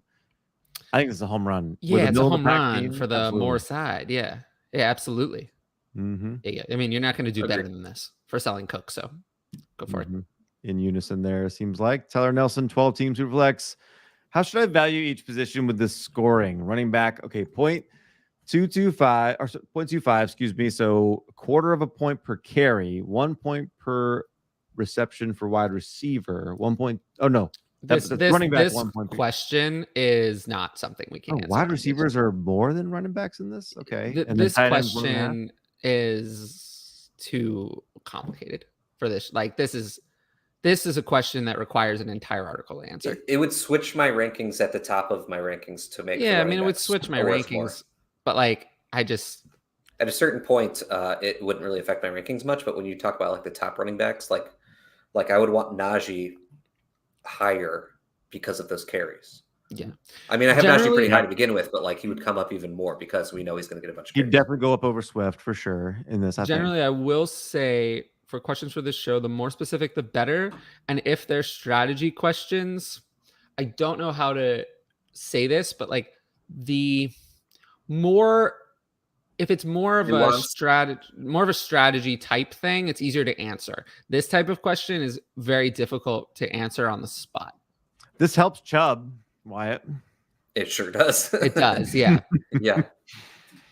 I think he's the kind of running back. Like, the first name that came to mind doesn't even like apply right now, but like last year I would have been thinking about like Josh Jacobs or who I knew was going to get carried. Damien Harris, maybe. Damien Harris. Sony Michel, maybe he works himself into a place where you can be a sleeper. It's not a carry. I don't know about that one. Elijah Mitchell. Maybe. I mean, this type of format helps him. Yeah, at least. Yeah, for sure. There we go. AJ Dillon. I just keep thinking maybe he's less so. Clarence Boddicker 109 and Darren Waller for why is there like I feel like we don't get questions about that involve Tanyan for like months, and then all of a sudden this is like the second time I've read his name. He's the player of the day today, I would say. No, that's actually a good idea. We'll have a player of the day. We'll at the end of the show, I'll declare the player of the show, and then if you like it, if you watch till the end of the show, we'll see who it is. It could be Tanyan or it could go another way. At the end of the show, I'll declare a player of the day. If you like it, use that with hashtag AskDLF on Twitter, and then we'll see. It'll be a good way to get my attention. But even just with 109 and Darren Waller for Tanyan 23 first and 23 second, I feel like I want that side with a 23 first and second. It's so hard to do that, but I see that the 23 first just has so much more upside than the other things. Yeah, 109's past that tier where, way past, and Waller's at that point where it's like, I mean, in a Superflex non-tight end premium, which is what it sounds like this is, Waller is really not very appealing to me. Mm-hmm. I think because it's not tight end premium, I want the 21st side. If it was tight end premium, it'd be pretty close for me. Yeah, I agree. If it's non-tight end premium, the value is probably with Waller, even if I don't really want to take that side. P to the R says, Happy Taco Tuesdays. Excited about it. Appreciate you joining us here. What's up, gentlemen? Great to see you all. Matt Harmon likes Tolbert also, so I'm definitely in. Another contender for player of the show, Jalen Tolbert. Yes, I feel like Matt Harmon gets talked about on this show without his name being mentioned like more than anyone else, because we always talk about red. We talk about red with Juju. Juju's everything is red. Everything is bad. And when I say everything is red, I mean that according to Matt Harmon's chart, Juju is never open. He loses every route because he sucks. So that's always what I mean, but I often forget to mention that we're talking about Matt Harmon's chart there. But yes, that is what I'm talking about when I say Juju is all red and Deontay's all green. It was somebody at DLF I first heard talk about Tolbert. I'd love to give. I mean, I've been talking about him the whole time, but now this was like it might have been Ken. This is like way back. I had rookie drafts that took place before the NFL draft that I was take Malik Willis in any of them. And no, I didn't have that early of pick in those leagues. Fortunately, a humble brag. I probably would have. Yeah. Gosh, Shane Arnold Dynasty have Gallup. Would you guys drop him for man of the show, Tolbert or Alec Pierce? No, but also, what kind of dynasty league are we in that you would drop that these players are on waivers? This doesn't sound like dynasty. Yeah, gotta be a little shallow. How shallow would it have to be? Like, these players should not be on waivers in like any dynasty league. So I'm a little confused here. Randy talking about Tyler Algier being the sleeper RB of the year. I just feel like this is when we argued about like Mike Davis and who was the other one. Like he is just Mike Davis, basically. They're like clones of each other. Right. Him and like Ito Smith, I think that we argued about for like a month on Twitter. And I just feel like it's like the next version of that. Ito Smith. He's just like a plotting running back. Yeah, he can like catch the ball okay, but he's just nothing exciting about his game. Mariota's not throwing it to him. Like, it's not like, I just don't. Ritter's not either. Yeah, exactly. I don't see the upside at all. I don't get it with Tyler Algier at all. So I don't get it. Not for me. Best ball on a trade away, Trey Lance and Bellinger for Trevor Lawrence and Bateman this week. Ooh, you did a very good job. I love that. Love that. Yep. Cody saying Dotson might be a steal in rookie drafts. I thought he was a steal in rookie drafts before. I mean, I thought he was undervalued before because of his first round draft capital that people weren't recognizing. So if Terry McLaurin somehow gets moved like to the moon on Jahan Dotson, and then maybe Addison's Penn State bias would have actually paid off. Kittle and 23 first for Pitts. Who wins? Should I send that for Pitts? Pitts. Try it. Yeah. Yeah, Pitts. What do you think, Wyatt? I don't think it's quite as simple as Pitts just off the bat, but Pitts. Yeah, no, I will say, if anyone watching the show wonders, a lot of times these answers are more complicated. Right. But if I did my Tyler rant on every question, then we would only get to like 20 of them. Yeah. So I'll quickly say just like Pitts's on the field value is not where we would hope it to be. I think or there's a chance it can be. Like he could just be like tight end 7 again, but his market value is going to stay as tight end 1. Yeah, for that reason. Just to show you people argue about anything on Twitter, I did like this stupid, like just sarcastic post today about like, wow, Cooper Kupp is only 72 months older than Justin Jefferson. Like, and there's people arguing in the mentions there, like underneath it. I'm like, this is such a stupid post that I just found funny. There's nothing serious. There's no analysis going on. That is Twitter though. That's a little microcosm of Twitter. Twitter is a brutal place. That's what I've learned. It's a brutal place. Who's a player that surprises you? He's being drafted as low as he is. I'm going to take this as not rookie drafts. I'll take it as in startups. So we're talking about a player who I think should be much higher, who is not. Trey McBride is one of the players looking at my ranks. I have him 36 spots higher than his ADP. Josh Palmer, I have 40 spots higher than his ADP. So there's one. Oh, wow. You'll never believe who I have 35 spots higher than his ADP. Someone I hate, but apparently the community hates him more. Terrace Marshall. Oh. Terrace Marshall. You're digging but that's deep got to be here. so far back that like... Yeah. Right. Yeah, I have him at 168 and ADP has him at 203. So those are a couple. And then some of them the ADP hasn't updated, like Darrell Williams didn't have an ADP, but he obviously should. So if he was on waivers, it's too late to pick him up now, I'm sure, but he's someone that I was kind of looking at. Any names jump to mind for you here, Wyatt?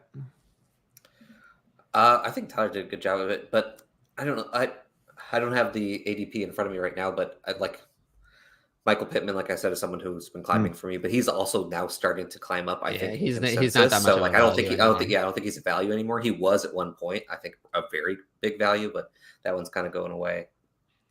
I think we've overcorrected too much on Brandon Ayuk. I have Brandon Ayuk higher than his ADP, but not that much higher. His ADP is not that low. What's his ADP right now? It's 70. Why was it 36? It just feels like that's too big of a swing. I've got him at is Superflex or 1 QB? That's 1 QB. That's 1 QB. Sorry. Yeah. Okay. Yeah, I've got him right in line there. I have him at 31.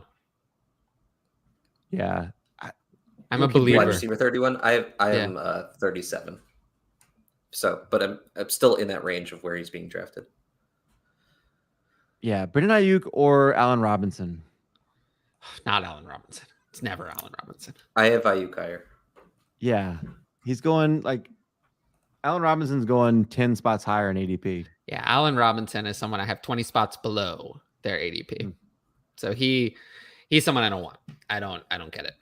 I mean, he looked why is he ranked so high? I mean, he's going to be 29 before the season starts, and he looked cooked all of last year. Maybe he's going to breakfast with Stafford. Maybe that's... he better get in that breakfast because he's not going to be good any other way. Jared sent the 102 for Hurts. Then I got a 23 first for Zach Wilson.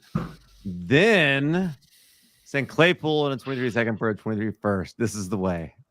Yeah, of these, the first and third deals are excellent. The second one is just okay. And a super flex, I'd probably, if I had Zach Wilson, I wouldn't just sell Zach Wilson for a single 23 first. So yeah, the second one's just okay. The first and the third are big wins. I agree with that. Elijah Mitchell hype, says Addison. Yeah. I didn't expect them to draft Tyrion Davis-Price though. And I just think that's more the Raheem Mostert go to special teams for a couple of years and then he'll surface later in life. They're a team that wants to run the ball a lot, and they know that they can't give Debo the ball as running back much anymore. So they have to have, and Trey Sermon ain't it. So they had to get somebody to be able to be in that backfield with Mitchell. It's not necessarily a slight to Mitchell. I think it's a slight to everybody else behind Mitchell and the fact that they have to make up that they can't run the ball with Debo anymore. Sure, but there are other ways to get backup running backs. Third round picks are valuable. You can spend them on anything, and running backs you can find anywhere. So I do think that the fact that they chose to spend some of their limited draft capital on a running back is not a good sign. But they also did that with Trey Sermon. Oh, I know. And then so that's what I mean. In general, I agree with you, but sometimes I think we have to look at that team and see they wanted Trey Sermon to be the guy. He just sucked. Maybe Tyrion Davis-Price will be good. Then maybe he'll have some opportunity, or at least a chance to do something. We also know Elijah Mitchell is good. Yeah, that's why I have Elijah Mitchell ranked a lot higher. Yeah. Yeah. I like it, Addison. Keep the hype going. Rank these for redraft. Rashad White. Too many players. Alexander Madison, Carter, Williams, Rojo. Who's your favorite out of those, and plus Darrell Henderson? Probably. Who do I have ranked the highest? Hold on. I'm blowing up my redraft. Of these, it's nonsensical to a degree, but I actually have Michael Carter ranked the highest of this group. But I do too. They're back there. All of them are between 40 and 47. I believe they're all in that range, along with the other players in that range are James Robinson and Isaiah Spiller. So they're all in that range. I'm right in line with you there, Tyler, of how they are and where they are. Yeah, but this is whatever. In most redraft formats, you're probably not drafting those guys. As we were talking about Burks, I kept thinking I wanted to mention this, but then I never felt like there was the right time, and then we spent so much time on Burks. But this is why, if anybody was wondering, this is why people are worried. The asthma attack. Only reason. And he came a little overweight, apparently, according to reports, to camp. So there's other reasons even in his profile, but this is the most recent reason why somebody might be asking, like, hey, should I be freaking out about Burks? Okay. Damon says, hey, guys, Madison and a third or Melvin Gordon. I'm the Javonte manager. Madison and a third. I guess. I feel like third's going to be the only thing worth anything. Third's going to be the only thing worth anything next year. True. Josh is wide receiver that's outside the top 24 in Dynasty has the best chance to be wide receiver 1 in a Dynasty or in a startup next year. Outside the top 24. So just go to the ADP and start from 25, and we'll see. Okay. I think it is. All right. Let's see. Wide receiver 25 is Marquis Brown. He will never be the wide receiver 1. No, he'll never be, not the, but he'll never be a wide receiver 1 in startup. People hate him too much for that to happen. No, he doesn't. He can't do that. Is Bateman outside the top 24 right now? He is. I think that's a pretty good one. He's someone who could have a chance at that. Only if he gets traded to the Cardinals. Yeah. Yeah, let's see. Devonta Smith? No chance. Zero. There's zero chance. I agree with that. Zero. These are like the only ones that have a chance are the ones that get the guys that are young here. And Amon-Ra, no. I don't think so. I don't think there's any of these names that I think Bateman's the one.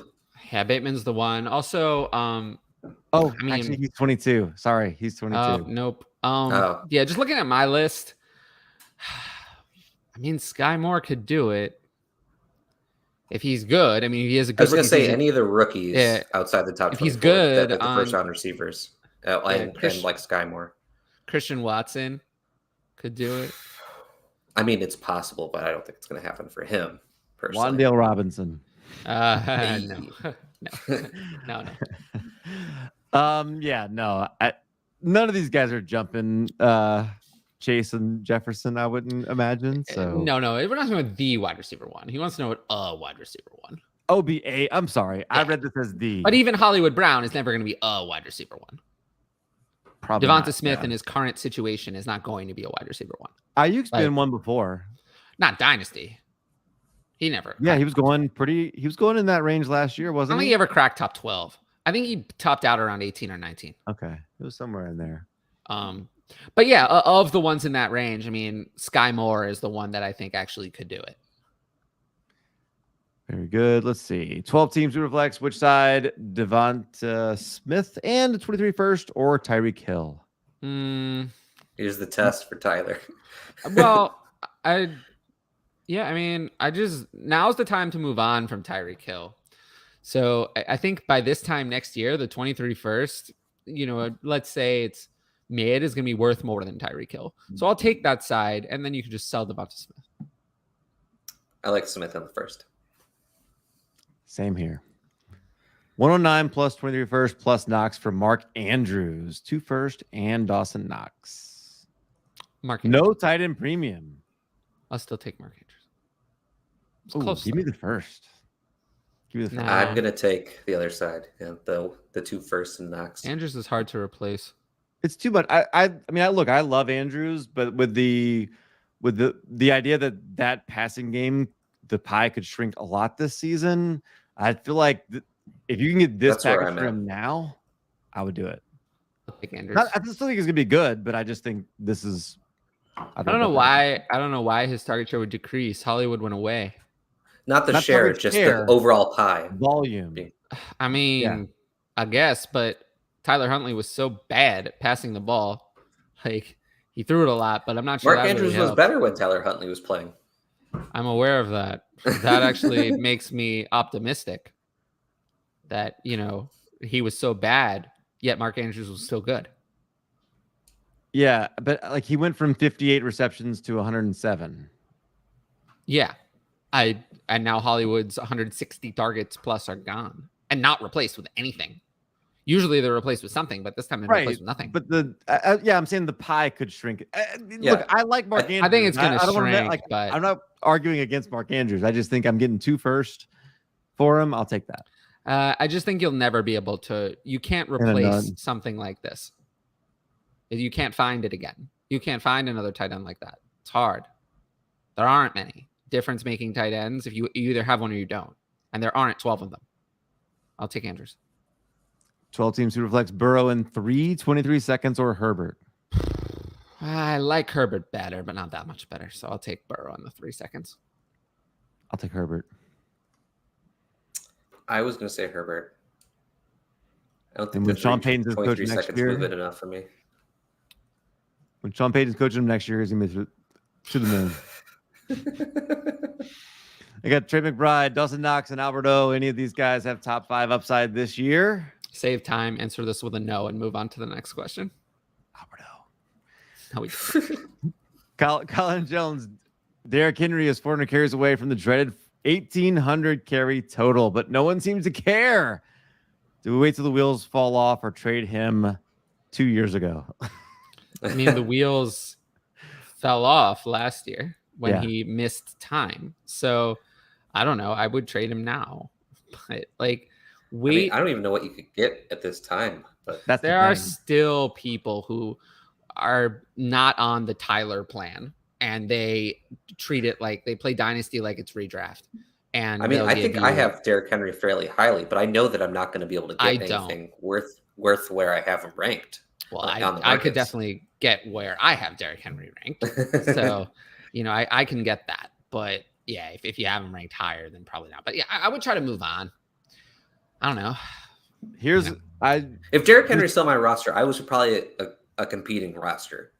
Right. So right. If I was a competing roster last year, there's no way Derrick Henry stayed on it. I would have ditched him to go for something else to compete more when he was injured. So there's no way he stayed on my roster.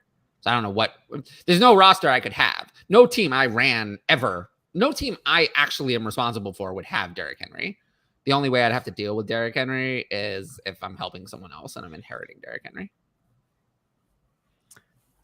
Tyler, take the reins after I ask this question on the find where we are. Iron Never Lies. Hi, which side? Lamar and a 23 first or AJ Brown and Gibson? Lamar and a 23. This has got to be super flex, right? I mean, if it's not, then it's easily AJ Brown, but I assume it is. So yeah, just format dependent. Yeah, but it's got to be super flex. I'm sorry that you have the same tight ends. Is it a good time to buy Godwin for a rebuilder? I know he's 26, which is not that old, so I'm not too high on him for my situation. Yeah, I would say it's a pretty good time to buy Godwin for a rebuilder. He's not my first target. There are other players that I would probably target more, but yeah, I'm fine with that. Depends on what you have to pay, though. Yeah, I mean, his price is probably about as low as it's been in a long time, so if there's going to be a time to buy on him, it's right now. It is now, yeah. Okay. I have Dynasty, Patterson, Adams, Carr, Cooks, Dalvin Cook, and Schultz. Trying to see what I can get for these guys. Well, I mean, you can trade them. But yeah, in general, it's, again, questions like this, like, I have no idea who in your league has what combination of assets. So it's tough.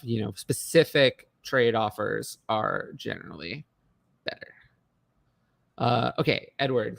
Happy Taco Tuesday. Thank you. I can't believe that I've allowed Taco Tuesday to persist for this long, but it's taken on a life of its own, even beyond what I want. How much on top of Elijah Moore would you add to get to Deontay Johnson? I wouldn't. If I was trying to get Deontay Johnson, I would just send Elijah Moore. That won't work, right? I mean, I have Deontay Johnson very high. I have him 2 spots apart. I have Deontay at 15 and Moore at 17. I have him 10 spots apart. I have Deontay at 11 and Moore at 21. Got you, Eric. Lamb and Claypool or Swift? Essentially, to me, Lamb and Swift are identical values, so I'll take Lamb and Claypool. I don't really like Claypool, but it's enough. Claypool, yeah. I saw some Claypool comparisons for Jalen Tolbert today. That might have been Debro. I was watching that. Maybe said that. Interesting. T-Law or Deontay Johnson in 201 in a 12-team super flex. Lawrence. Yeah. Lawrence for me too. Antonio Gibson and Tyrion Lannister or Clyde Edwards-Helaire and a 23 first. 12-team PPR super flex non-tight end premium.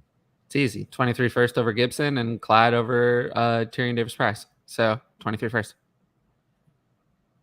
Agreed, Wyatt? Yeah. Very good. Let's see. Kittle and 23 first for Did Pitts. this already. Yeah, we did this one. Yeah. Which this is again, if for Andrews, if I'm getting 2 first, I don't know. If I can get combine a first. I like Andrews. I'm very high on Andrews. 14 team Superflex start 9. What else would you need on top of Chase in a deal where you're moving Swift and Zach Wilson? So the question is, if I'm moving Zach Wilson and Swift for Chase, what would I need with Swift and Wilson or with Chase? Let's see. No, it's 14 team. It's 14 team. It's 14 team Superflex. So Zach Wilson is worth a lot more than usual. Not that he's equal in value to Swift, but like Zach Wilson normally is worth, I have him similar in value to guys like Devontae Adams, Tyreek Hill, older guy, like that range. In a 14 team Superflex, I'd say Zach Wilson is worth more like Jalen Waddle, DK Metcalf value. So if you think about it that way, then you probably need something at least decent with Chase. First seems like too much, though. Yeah, you won't get a first. So it's probably going to be like a player, maybe another quarterback. Like, could you do, well, it's hard to know. I don't know what the other team has, but Chase and Kenny Pickett for Swift and Zach Wilson? Maybe. Might try that. What about, Seems like a little much for me. Well, we're getting Chase plus here. So we want to get as much as possible. Oh, yeah. Well, yeah. So that's what I would try. Could you get one like 110 or 111 or something like that in this draft? Well, I mean, yeah, Kenny Pickett could be around that range, but I don't know, 110 or 111. I'm careful about moving quarterbacks in 14 team Superflex. I really don't want to do this unless I'm getting a quarterback back. It's just not worth it. 12 team full point PPR. Would you trade Tyreek for Marquis Hollywood Brown and a 24 first as a contender? Yes. Tyreek Hill is a hard sell for me. And I don't like where I have him ranked. I think he should be lower, but it feels weird to rank him much lower. And in Dynasty, I have Tyreek Hill at 14, which even that feels too high. But I feel like you can get more than this. Can you? People are down on Hill. It's a little light for me. Hill. If it's hard. I know I'm gonna like the other side better in a year. I just know. There's no way that I'm gonna like the Hill side. Hill's value is about to go out the window. So Kittle for Dalton Schultz and a 23 first. Yay or nay? Yeah, unless there's a very heavy tight end premium, I'll take Schultz in the first. Yeah, Schultz in the 21st. Would you trade AJ Brown for Mark Andrews, 12 team Superflex? No. Not me. No, I'd rather have AJ Brown. It's very clear from the discussion in the Devonta Smith section what I feel about. Even for redraft, I still have AJ Brown ranked high. Like part of the reason that I have Devonta Smith at 39 is because I have AJ Brown at 7. I feel like I'm taking crazy pills here. AJ Brown is the 12th player off the board in startups. Sounds about right. Where is Andrews? At 23? Yeah. So AJ Brown then. With the ADP and my ranks. Didn't you? That's one QB. I guess this is super flex, but yeah, AJ Brown with my ranks. Yeah. Okay. Traded up to pick 12 because Dotson was still there. Works for me. I like that. Did an all in to win trade. Usually I don't like those.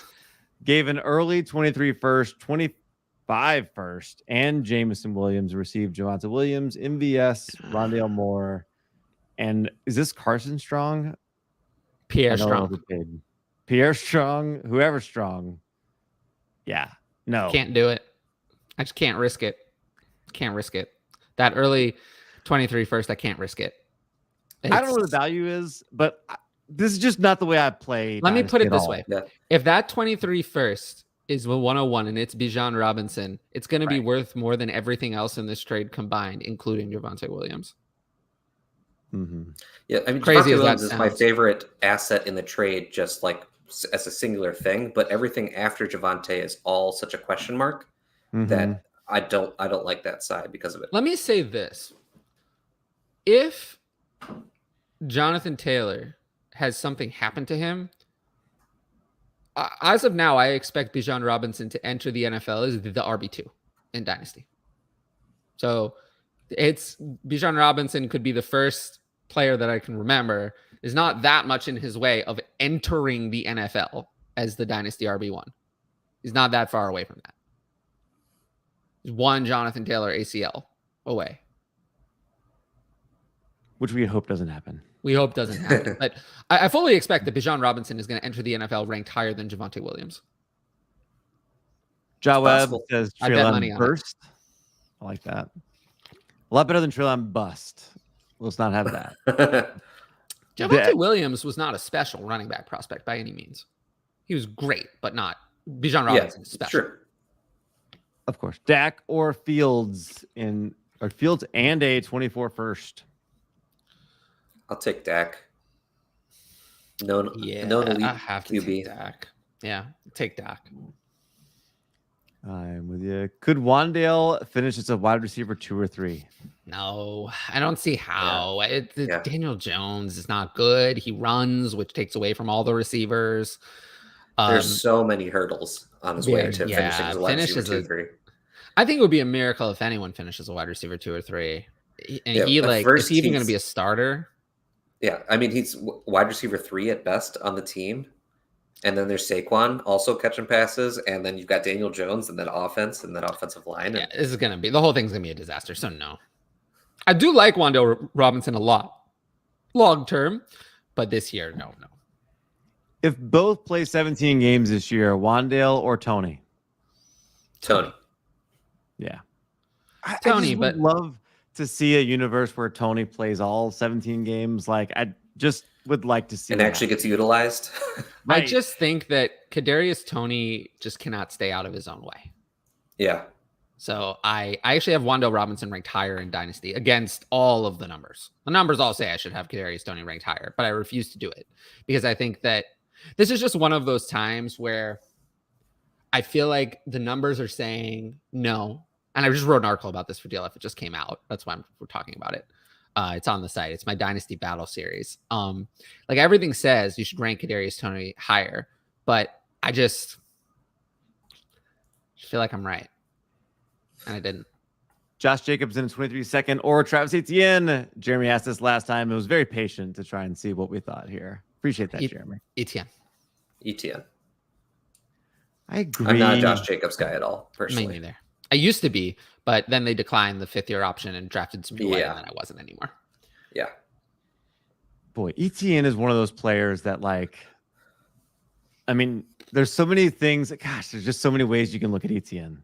There are. So many ways. That's the exciting part of the game, isn't it? I'm so fascinated to see what's going to happen with him this year. Well, you'll find out. Well, yeah, hopefully.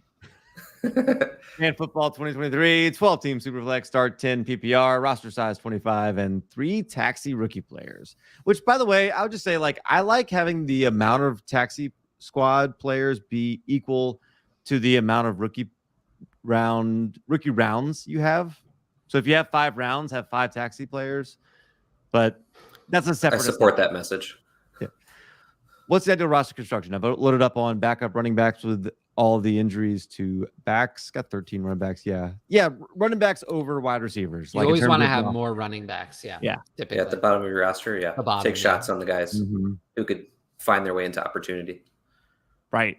Yeah. Or who all of a sudden are worth a 23-second because. Yep. You just churn the bottom of your roster into draft capital. Yep. Bingo. Anything else to add there? Let's see. In a 12-team Superflex. No, nothing else to add.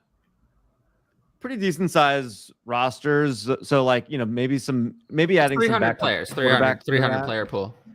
Backup 300 in the player pool there. So that's pretty small, actually. No, it's not that small. Is Higgins worth a 23 first? Yes. Yes. Yeah. I think so.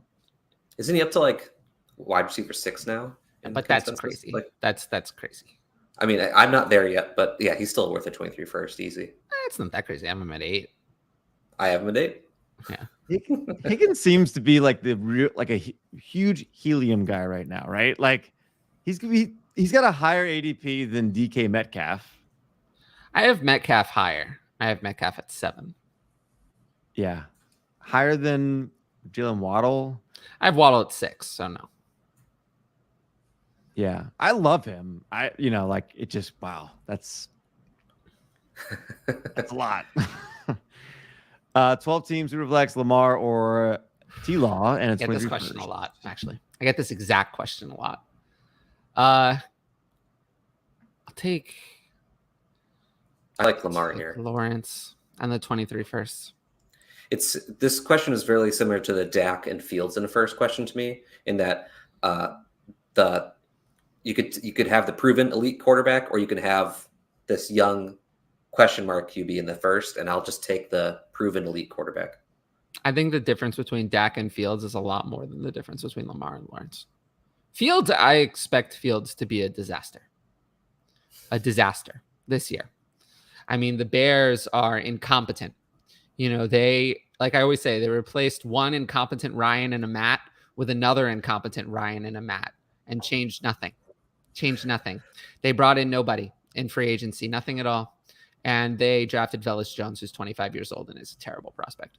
And that was their idea of improving the weapons for Justin Fields. It's going to be a disaster. And everyone always tells me that I'm wrong and that I just don't like the Bears. But if they go, I got to tell you, the difference between Trevor Lawrence and Justin Fields is very simple. If the Bears go 2-15, their 2023 quarterback is going to be Bryce Young or CJ Stroud. If the Jaguars go 2-15, it'll be Trevor Lawrence. That's the difference. That's the difference in a nutshell. One of those two players has job security for years. The other one does not. Nicholas says he wants to trade Albert O for Jalen Tolbert or Wan'Dale Robinson, and Jalen Tolbert now takes the lead for the player of the show, unless we get some Robert Tonyan questions real fast. Yeah, I'll take Wan'Dale Robinson there, but I'd take either player over Alberto. I guess in a tight end premium, it would be close between Tolbert and Alberto. Yeah, I do have. Oh, actually, in a tight end premium, I have Alberto ranked ahead of both of them. So, but yeah, if it's not, then I'll go with the wide receivers. But Wan'Dale first. I would prefer him. Alberto in a premium or Tolbert for me. Alberto should be a hype guy right now. Is he is he really going that far? I mean, tight end 12 seems to be his ADP. I mean, Alberto's ADP is 127, and I have him at 128. So I'm not that out on Alberto. I mean, Judy and Sutton are I guess maybe the targets, but he could certainly be a top 3 target on his team. Yeah, but that's not good enough. You have to be top 2. Wilson, who likes the tight end? Yeah. He's never done anything at all. So it's all speculation. We don't expect. I think there's a chance he's a tight end 1 this year, but then I don't have faith that continues after this year. That's my issue. It's hard to be a tight end 1. I mean, I rank Alberto in exactly as tight end 14. It's not that hard. Yeah, exactly. Which is why it's not exciting to me. Yeah. 12 teams Superflex, no tight end premium. This is like the 5th time we've answered that one. Sorry. AJ Brown and T. Higgins. AJ Brown. Yeah. Ooh, AJ Brown, look. AJ Brown is elite. T. Higgins is not and never will be. That's the difference. AJ Brown is elite. AJ Brown got paid $25 million. He's elite. He's one. I think he's a top 5 wide receiver talent in the NFL. T. Higgins, if you put T. Higgins on another team, he'd be nothing special. That's all. AJ Brown is elite. So take the guy who's elite. T. Higgins is not elite. Never will be. I don't agree with all that. I mean, look, I think that AJ Brown reminds me a lot of some of the, dominant wide receivers we've had that you're scared of when you're the opposing team making game plans. You don't make a game plan being scared of T. Higgins. I think there's a chance Higgins could become elite, but AJ Brown is without a doubt elite currently. I don't see Higgins as having any ability of the kind. but he could still elite for me is a very high bar. You're talking like Calvin Johnson, Mike Evans' career at his best, like Jamar Chase and Justin Jefferson. Now that's elite. T. Higgins is not going to be that. Kyle Pitts and Deshaun Watson or Trey Lance, 223 first, a 24 first, and a 23 second in a 12-team Superflex PPR non-tight end premium. Oh, this is easy. It's Lance in the picks. Yeah. Like, I feel like by $1 billion, right? Like, I mean, I know Pitts is valuable, but landslide. No, it's pretty easy. If you want to visualize it this way, in a non-tight end premium, Lance and Pitts are actually pretty similar to me. So then it's the rest of it for Deshaun Watson, and Deshaun Watson's worth nowhere near that anymore. Deshaun Watson wasn't worth that anyway. Even on the day the trade was completed, he wasn't worth that. But Deshaun Watson could not be playing until 2024. I mean, there's a good possibility that he's put on the exempt list because they're consistently now a 25th and a 26th lawsuit are going to be filed. So a 25th and a 26th lawsuit, what happens if there's a 30th lawsuit? What about a 40th lawsuit? And it can continue to come out. How can he play during the season with all of these lawsuits? There's just no way. How are they going to make the announcers go and comment on a game about Deshaun Watson? That's not going to work to have that product on TV. Remember, I have a master's degree in this area. I know that there's no way that they can possibly put him on national television while these cases are unresolved. He's not playing this year. He's not playing this year unless the cases are all settled, and the cases will not be settled. So he's not going to be playing this year. And then we'll see when the suspension is, but he's not going to be playing this year. So it's easily the Lance side. And just trust me on this one. Interesting question. What offense puts up the most fantasy points this year? What offense produces the most garbage time fantasy points? So 2 different questions. What's the first one right there? Most fantasy points by team. The first teams that came to my mind for this were the Chargers and then the Texans. The Chargers for the first question and the Texans for the second. Mm-hmm. I just don't know if the Texans are going to put up enough points to put up the most garbage. I would say actually the Jaguars are a good candidate for the most garbage time fantasy points, because I'm more confident they're actually going to put up fantasy points than the Texans. As for overall the most fantasy points, the Chargers are a good one, and then I would also, you can always put the Chiefs in that category. I could see Atlanta for the second part of this question too. I just think their offense is going to it's more similar to the Texans. They're going to be so bad that it doesn't matter. I want a team. Atlanta has like multiple good weapons as opposed to but for it's just Brandon Cooks, but then you have Pitts and London. For this, what a team for garbage time fantasy points is, you want a team with a middling offense with a completely incompetent defense. An offense that could be middle of the road where the defense is completely incompetent. I think Atlanta and Houston are going to be 31 and 32. Like last and second to last. Those are the 2 worst offenses to me in the league. So, and not them, but not the Bears Jaguars. after your scathing review. Whatever Justin Fields is, he's a lot better than Marcus Mariota or Marcus Mariota. He is so bad. So that's the one I don't understand. Why people wanted him to get a starting job. They must not have watched 5 years of Marcus Mariota. I don't know what they were seeing, but he just is so bad. Maybe Desmond Ridder will improve the offense when he comes in, but as long as it's Mariota, it'll just be an unwatchable. I'll make sure to turn off the Falcons whenever they're on offense. There's no reason to watch them. Even for Kyle Pitts and Drake London, that's how bad I think Marcus Mariota is. It's just going to be so boring. You got to get Desmond Ridder in there immediately. I feel like the Bills could easily put up the most points this year. They could. Yeah, the Bills are the Chargers though are really the Chargers are the sexy name. The Chargers are the one. I feel like all eyes are on the Chargers to really take that next step. Everybody loves the Chargers these days. I guess Tampa Bay you could say too, right? The Rams. The Rams as well. Yeah. Interesting. Yeah, garbage time. I think Jaguars, they're going to run a lot of plays this year.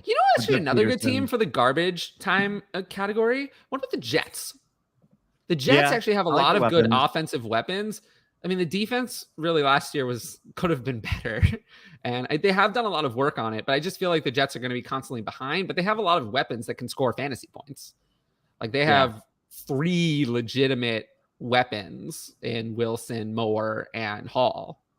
So FF Lefty saying he expects Bijan to be the RB1 before he takes the field, even with a healthy JT. It's going to be probably hard. not, but JT's only going to be 24 even next offseason. So I still think that people are going to go with the known quantity of JT. But I like I said, I would project Bijan Robinson to be the Dynasty RB2 coming in, right? If I had to project it right now. Right. Well, just like Pitts came in and wasn't the tight end 1 immediately, it took a year. I think with running back, you don't have the same waiting period. You don't have the same waiting period. You don't, but I just don't see him overtake. I mean, Ezekiel Elliott came in as like 4. Saquon Barkley came in top 5. Yeah, that's realistic, I think. And realistically, like if you drafted Ezekiel Elliott if you drafted Ezekiel Elliott, you made one of the best rookie picks ever. I mean, in the Dynasty era, he gave you 4 seasons of elite running back. And Saquon Barkley finishes the RB1 as a rookie, and then has had an unfortunate series of injuries that have made him not good anymore.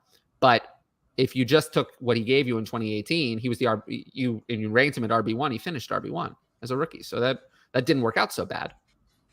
So I wouldn't have a problem ranking Bijan, who I think is certainly on that level of Ezekiel Elliott and Saquon Barkley as prospects up there. Sorry to go back here, but I just had another thought. What about the Raiders for this garbage time points? I mean, they've got the Chargers. They got the Chargers, the Chiefs. But they're not bad enough. But how bad? I mean, I still think they're going to be a winning football team. Even in that division. I agree. Yeah. Like, I think all 4 teams in that division could go to the playoffs. Like, that could just be the 3 wild cards. Whoever does. It's unlikely. Chargers, Chiefs, Raiders, and who am I missing? Broncos. And the Broncos. Yeah. Tough division. The Raiders probably had the worst defense among that group, I would say. Yeah, I would say so. The Chiefs' defense has been kind of decimated over the last couple of years. It's definitely gotten worse. With Josh McDaniels, I mean, I can see them slinging it. I can see them, first-time head coach, who knows how he's going to do there. And all those weapons, I just kind of think they could be chasing Kansas City. I just don't think they're bad enough. I don't think they're bad enough to be in this category. Yeah. They're not going to have I think they're going to be a lot of games where they're winning.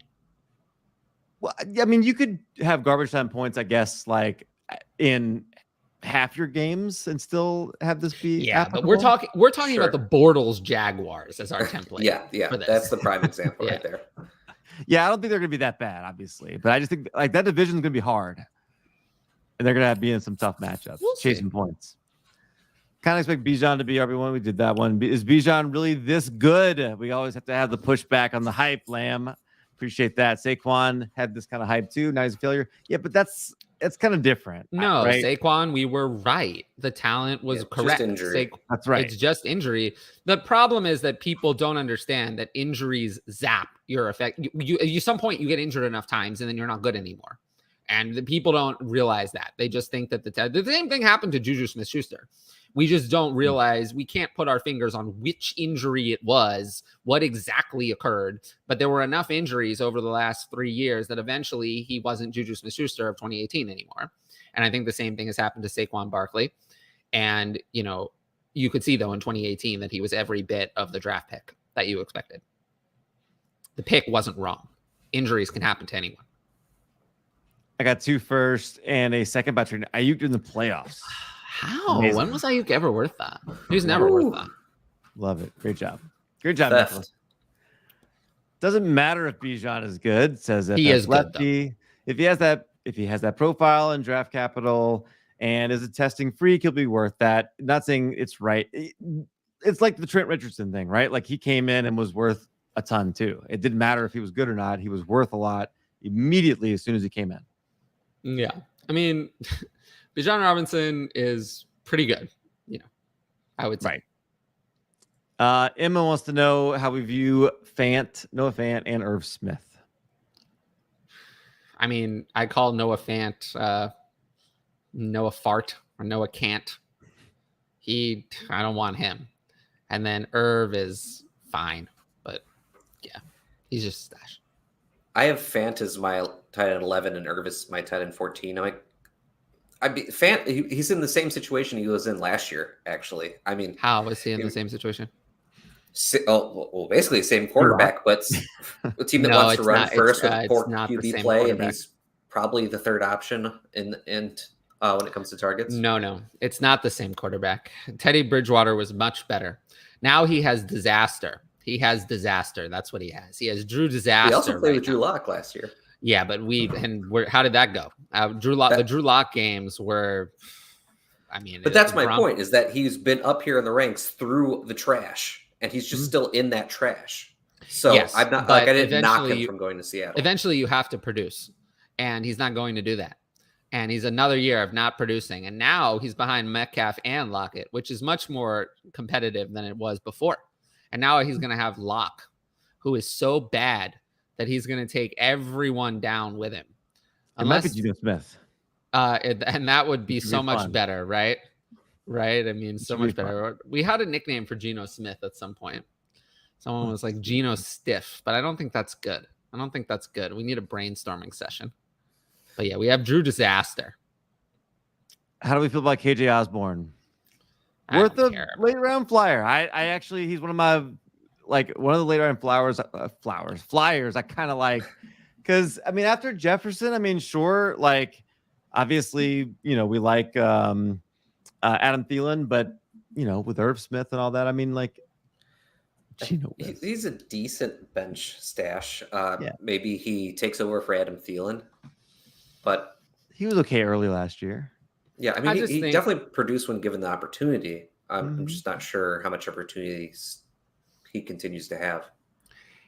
He's the kind of player where, like, he's just never going to be. To me, he's not anything. He'll have his targets at some point, but if they need to move on from Thielen, they're going to bring in someone else to be that wide receiver too. I don't think he can handle it. Breece Hall and 323 first, or Jefferson and CMC. Oh, wow. Hall in the picks for me. I guess. But I look at it as Breece Hall and CMC are pretty close. That's how I have it too. And then I think if you can get 323 first for any wide receiver, I think you just kind of have to take it. I don't want to give up Jefferson though. I don't either, but like that's the price at which I know. If this is one QB, I'm unlikely to do it at all. Just keep Jefferson. Not going to get a quarterback, which is really the game-changing landscape. So unless I get Bijan in the one QB, I'm not that excited by trading away Jefferson. But in a super flex, I think I'd gamble and do it. This is I'm trying to see if it really just depends on where those 23 first are in terms of where this value is going to fall. But it's if any of those are early first, it's going to be a landslide on the Breece Hall. Yeah, exactly. So, but it's just hard to predict it. But anyway. Yeah. In a startup, Watson went at the 503. No one wanted him. Yeah. Yeah. I have him. I do have him higher than that. But Marcus Mariota. I don't even know what BFE is. I'm too scared. Too old for this. I'm not going to Google it. Redraft half and full PPR leagues. Darnell Mooney or Marquis Brown. Hollywood, baby. Hollywood in both. Yes. Those target numbers for Mooney, like 29 of them were in the last 2 weeks. I don't. None of that matters though. I like Mooney a good bit, but Marquise Brown is probably going to be wide receiver one while Hopkins is gone. Like fantasy wise, a wide receiver one in production while Hopkins is gone, and then he may or may not be right there with Hopkins even when he's back. Mooney is younger than Velus Jones. Yeah.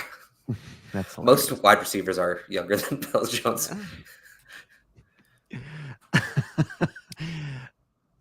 We do another trivia show with Addison. So people didn't watch the video. So Corey, share it with your friends and see if you can get them to hit that like button. Maybe the video just needed more of me. I would have done it. Where was my invite? It was a ton of fun. I loved it. I love Sporkle. Yeah, it was fun. Do you always take trades that are significantly winning in value, or do you consider your team standing in the league? Asked Sean. If I'm significantly winning, I'll just take it. Yeah, if it's significant, sure. If you do enough of those over time, like you're going to win. True. It's just, at some point, I'm not just trading for value alone. Like at some point, I'm going to be thinking about the points value. If I'm 13-0 and it's week 14, maybe not thinking about it. Right. Yeah, there aren't many scenarios where, like, even if you're competing and like you trade away an elite player for a bunch of assets that if you're significantly winning, you're not necessarily decreasing your chances of winning because now you just have more assets to work with. But you'll often see me trade like lower players for future picks, even while I'm competing. Like this, like Sean says, for example, if you're a contender, you still trade for future picks, even though you could lose some weekly points. It depends. Yeah. I was more talking about my bench, but yeah, to a degree, yes. I mean, if you are making out on that trade, I mean, just because you trade for a future draft pick doesn't mean it has to stay a future draft pick. That future draft pick could be you can trade it again. Else. Yeah, it's liquid. Absolutely. Yeah. And then yes, it depends on what. Yeah, there's so much it depends. Here, it always depends. Yeah. Skip says, who is the Packers' #1 wide receiver in fantasy this coming season? Lazard. I have Lazard ranked the highest, but only at 47. I think I've got him higher than that. Yeah, the Packers are a hard fade across the board for me. Everywhere. I've got him at 36. I'm lower on everyone on the Packers than pretty much everyone else. I think that the Rodgers fanboy crew is in for a very rude awakening this year as he hits 38, no good weapons to throw to whatsoever. I think that, I think it's time.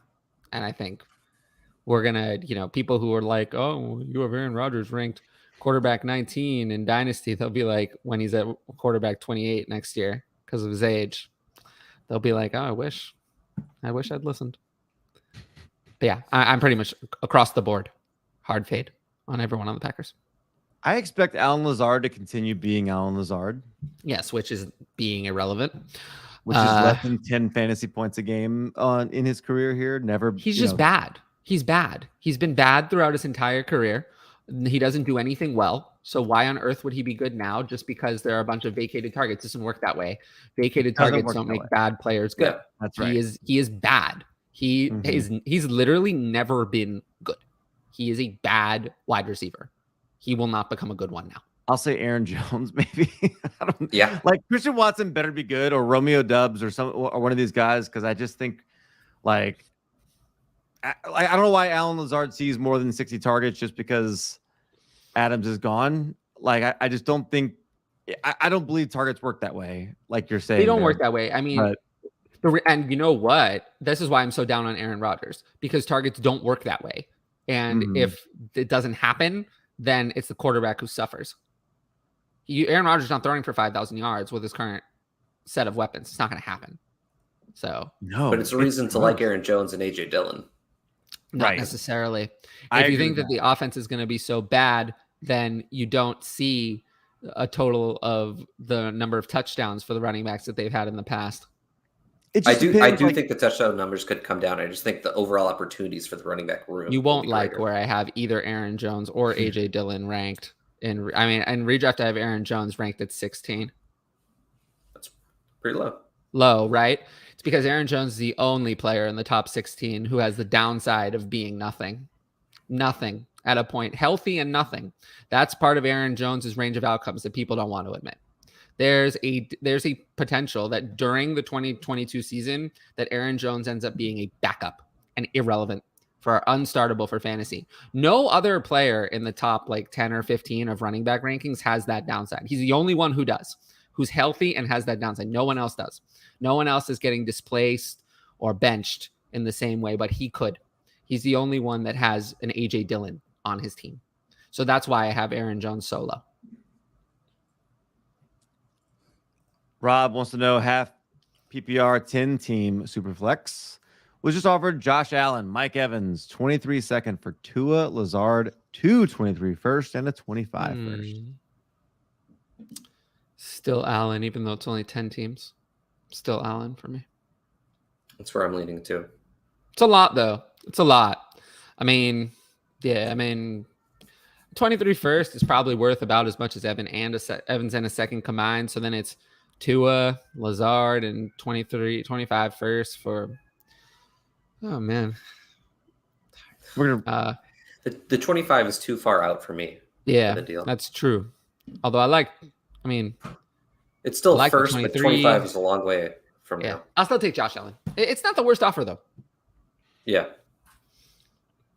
Which wide receiver would be an ideal pairing with a 23 first to move Higgins? So Higgins for wide receiver and a first. Could you get Elijah Moore and a first? I'll try to do better than that.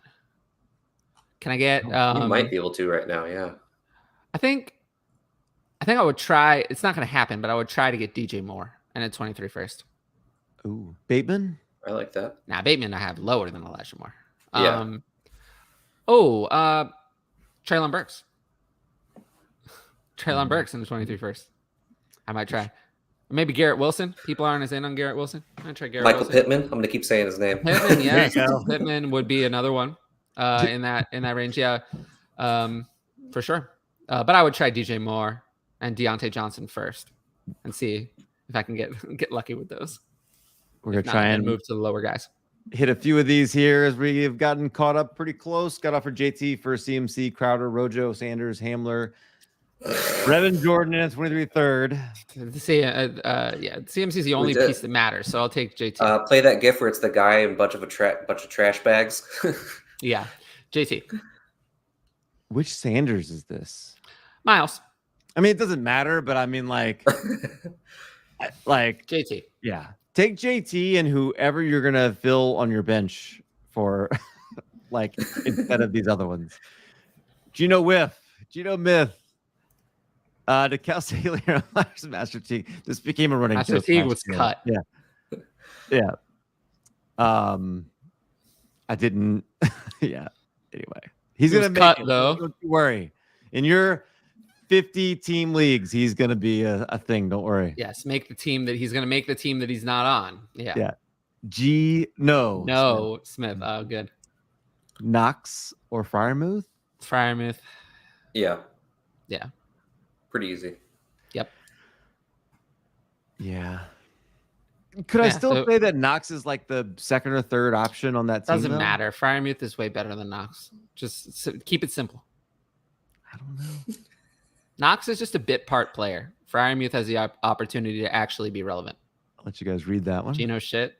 Oh, come on. It's a family pod. Believe Sorry. that. Yeah. Big I said ass earlier. Energy. It's 11 o'clock. I don't care. Children are still watching the show at 11 o'clock. Only the most diehard fantasy football fans. That's right. Children. Maybe Hutch is watching this show at 11 o'clock. That's the only child I could think. Maybe. I drafted Beatty tonight, actually, while we were doing this show in the 4th round of a league. Thoughts on these players? Okay. Well, I've lost some value recently. I mean, Keontae Ingram, I'm pretty out on at this stage. He's not going to see much playing time with Darrell Williams. I think Darrell Williams is good. So Keontae Ingram, I'm just not going to wait for someone that long. So he lost a good bit of value for me. Tyler Beatty, that would require some, J.K. Dobbins and Gus Edwards to have injuries, which they do have. So kind of more interested in him, actually. He would be the top of this list for me. And then Isaiah Pacheco, I was interested in, but then they signed Jerick McKinnon, who they wouldn't bother to sign him if he wasn't going to make the team. So it gives me a thought that Isaiah Pacheco is not going to make the roster. I mean, he was a 7th round pick, so he's now on the wrong side of the roster bubble. So yeah, I'm kind of out on him just because I don't think he's going to make the team. I mean, these were all like 4th round rookie picks. I mean, but both Ingram and Pacheco have lost. Ingram more so. Ingram lost like 3 rounds of value to me when they signed Darrell Williams because Darrell Williams is a real obstacle. Darrell Williams was an RB1 for weeks last year. He was a problem. We know he's good in the NFL. Whereas Jerick McKinnon, you would think if Isaiah Pacheco were actually good, he would beat out Jerick McKinnon. But Darrell Williams is not going to be able to just be beat out. If your rosters are deep enough in your league that these are already players that you are keeping on your roster, I'm not sure there's much else on the wire that you'd like drop them for. So I mean, I would just be hanging on to him. Beatty's the top of this list for me just because Dobbins and Edwards are not healthy yet. Ridley Truther, what's up? I appreciate you tuning in. Haven't seen you chime in yet today. He says, great show as usual. Thank you, Ridley Truther. In a 12-team Superflex startup trying to contend now, drafting kickers and wide receiver as rookie placeholder. So he could take the 110 or try to stick with drafting veterans at wherever he is in his draft? It depends on the veterans. Oh, who are the veterans? Right. Like, who am I picking between? If you're still around here, Ridley, tell who the veterans are here. Be Sky Moore. I wouldn't be looking at Cook here. That's not. Nah, I would not Cook, either. But I'd have those guys pick it first, then Sky Moore, then Cook. But Cook, I can see taking. I can see the 110 providing more value depending on when that draft is. Well, it depends on who the veterans are, though. Yeah. So we'll see. I'm trying to find where my 110 is in my ranking so I can. I have it. I just, I need to know who the veterans are. I can't compare if I don't know what I'm comparing. Who do you think has the highest out of the Sky Moore, Pickett, Cook? Who do you think has the highest? Pickett. Okay. In Superflex, yeah, it's Pickett. Yeah, Pickett has the highest ADP. And I would take Pickett. Okay. All right. Robert Hunt, keeper, dynasty.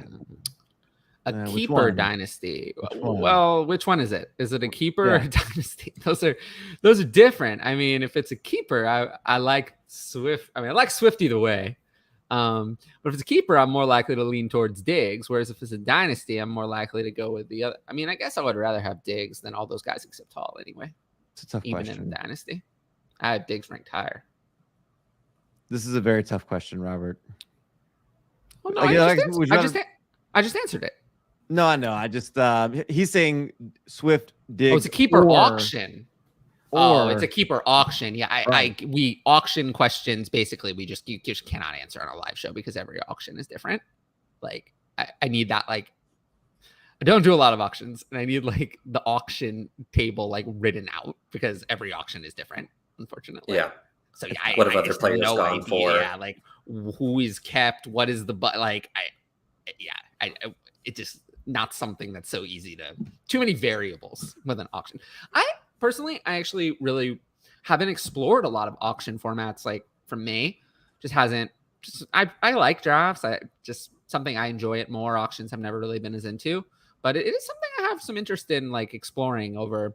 If I like retired from content at some point, that's probably one of the first things I would do is join some auction leagues and join some Devy leagues. It'd be the first thing I do if I retired from content and actually had some time to play and enjoy fantasy football. But I don't have time for that. I have 150 Patreon leagues to help manage. Any time I spend in my own leagues is time taking away from them. And I don't want to do that. I like thinking about this question. You already have tremendous running backs and wide receivers. So maybe it depends on what that means. It's a good question. How about this? It's a kind of thing where like try asking me this on Twitter. Even on Twitter, it's hard because it's hard for me. I get hundreds, but try asking me this on Twitter. Give me some more details in the Twitter thread, and we'll see what I think about it. Breece Hall and Keenan Allen for Najee Harris. What do you think? In dynasty leagues. So to me, essentially, like even though I have Najee Harris ranked 5 and Breece Hall at 12, I have DeAndre Swift. I have the top 3 and 1 QB, excluding QB. I have Taylor, Chase, and Jefferson is my clear top 3, but I don't see much of a difference between like DeAndre Swift at 4 and Deebo Samuel, who I have at 16. They're almost exactly the same to me. So I'll take any upgrade to move in that tier. And Keenan Allen is good enough. So I'll take the Hall and Allen. Maybe I don't really love Allen, so I'd love to flip him for something else. But for value-wise, I'll take the Hall and Allen side. Yeah, I think Allen is enough to bridge that gap for me. To me, that tier, like I said, I have a tier of me too. I'd also include Andrews in that tier. So I have a tier of 14 players that are almost identical from 4 to 17. So because also like Najee Harris doesn't have a lot of room to go up, but Breece Hall he can't. Come up right he's already up 24. Mm-hmm. Yeah, he's already 24. So Hall is over 3 years younger than Najee. Najee is March 98, and Hall is August 2001 or something. Open 24 hours with a general. I'll sum it up by just saying like 1.25 tight end premium. So the non-elite, the non-difference maker tight ends, how do you view them? Ultimately, I'm viewing them as I'm taking them maybe very late. Yeah, 1.25 tight end. Yeah, 1.25 tight end premium is, every additional point you add actually matters more. So 1.25 is like when you go up to 1.5, that is a bigger difference than from 1 to 1.25. And then when you go from 1.5 to 1.75, it's an even bigger difference than the previous 0.25, because with every 0.25 you add, the odds that you can flex tight ends increase. So the difference actually is magnified with the amount that you add. Each addition adds more.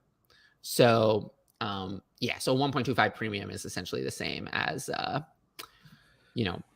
Yeah, the tight end premium to me really only ever helps the elite of the elite, because they're the only ones who are catching enough passes to really make this big a difference. So after the elite, it's just, take whatever of the giant tier of players after that, because they're all going to be pretty close. No, it helps the other ones because you can flex them.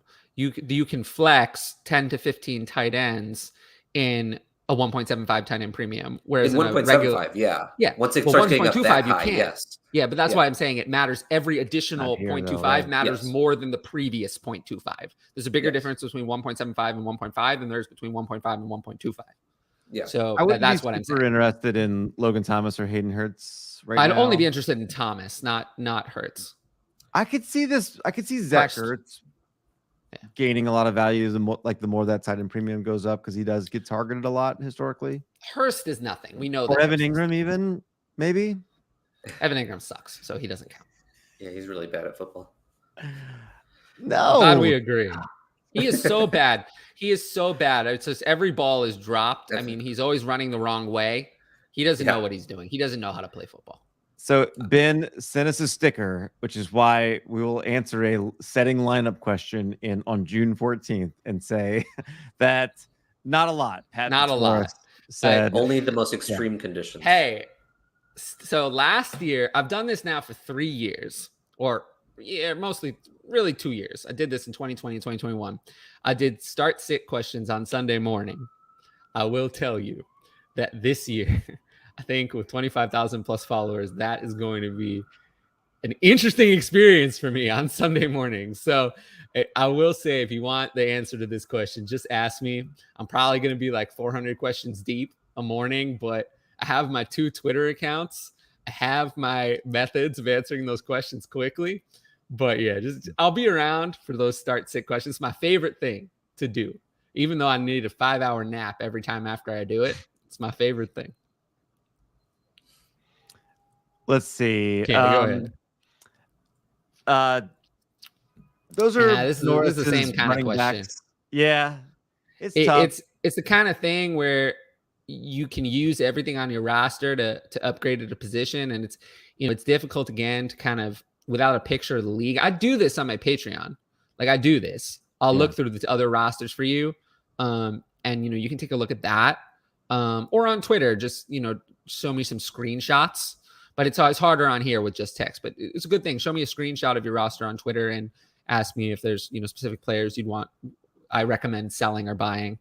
But it's difficult on the show. Of these, I would say the most relevant, actionable information I can give you is that Leonard Fournette, unless you're a strong contender, is often a sell for me. Damian Harris is as well, with him being in the last year of his contract, as Wyatt talked about earlier when we were talking about Pierre Strong. So yeah, that's some of the stuff. Dylan is a strong hold for me. DeAndre Hopkins or Devonta Smith? DeAndre Hopkins, I'm just kind of done with. So I would think, like, when DeAndre Hopkins comes back, the week he comes back, I'm probably going to rank him higher than Devonta Smith in sit or redraft. But in terms of dynasty, I mean, we're well past the point where I think DeAndre Hopkins has much dynasty value. Do I hear that right? There it is. Yeah. But this is Cal, this is like the seventh. But Cal, this is like the seventh time. This is the seventh time on this show that this has happened. Yeah, you missed the other 6. I was like, I even mentioned it a couple of times. But yeah, I get really loud when it happens and try to talk over it.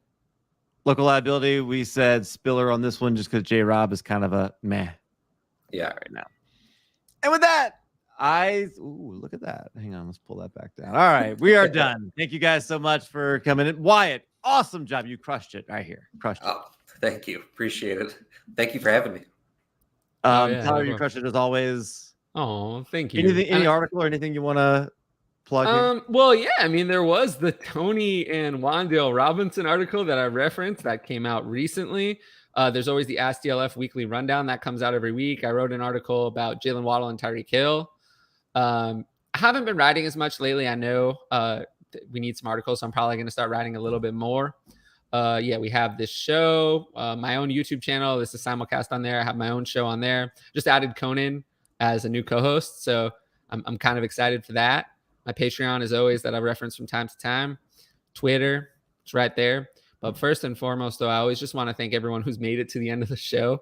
The player of the day is Jalen Tolbert. No doubt. Jalen Tolbert is the player of the day. So when talking about it on social media, talk about Jalen Tolbert, mix him into your comment, is the player of the day. So there we're back with the sirens. But mix in Jalen Tolbert in your discussion about this show on social media, and that way I'll know you watched to the end. There we go. All right. For Wyatt, for Tyler, for DynastyLeagueFootball.com, I'm Calvin and Hobby. Make sure you're following all of us, and make sure you're following DynastyLeagueFootball.com and get your membership. Get ready because it's about to be go time on the season. That 4-for-4 content, when we get into some of the redraft stuff, some of the daily lineups, all that stuff, you're going to want to make sure you're taking full advantage of all that. And yeah, for those guys, we will see you guys on the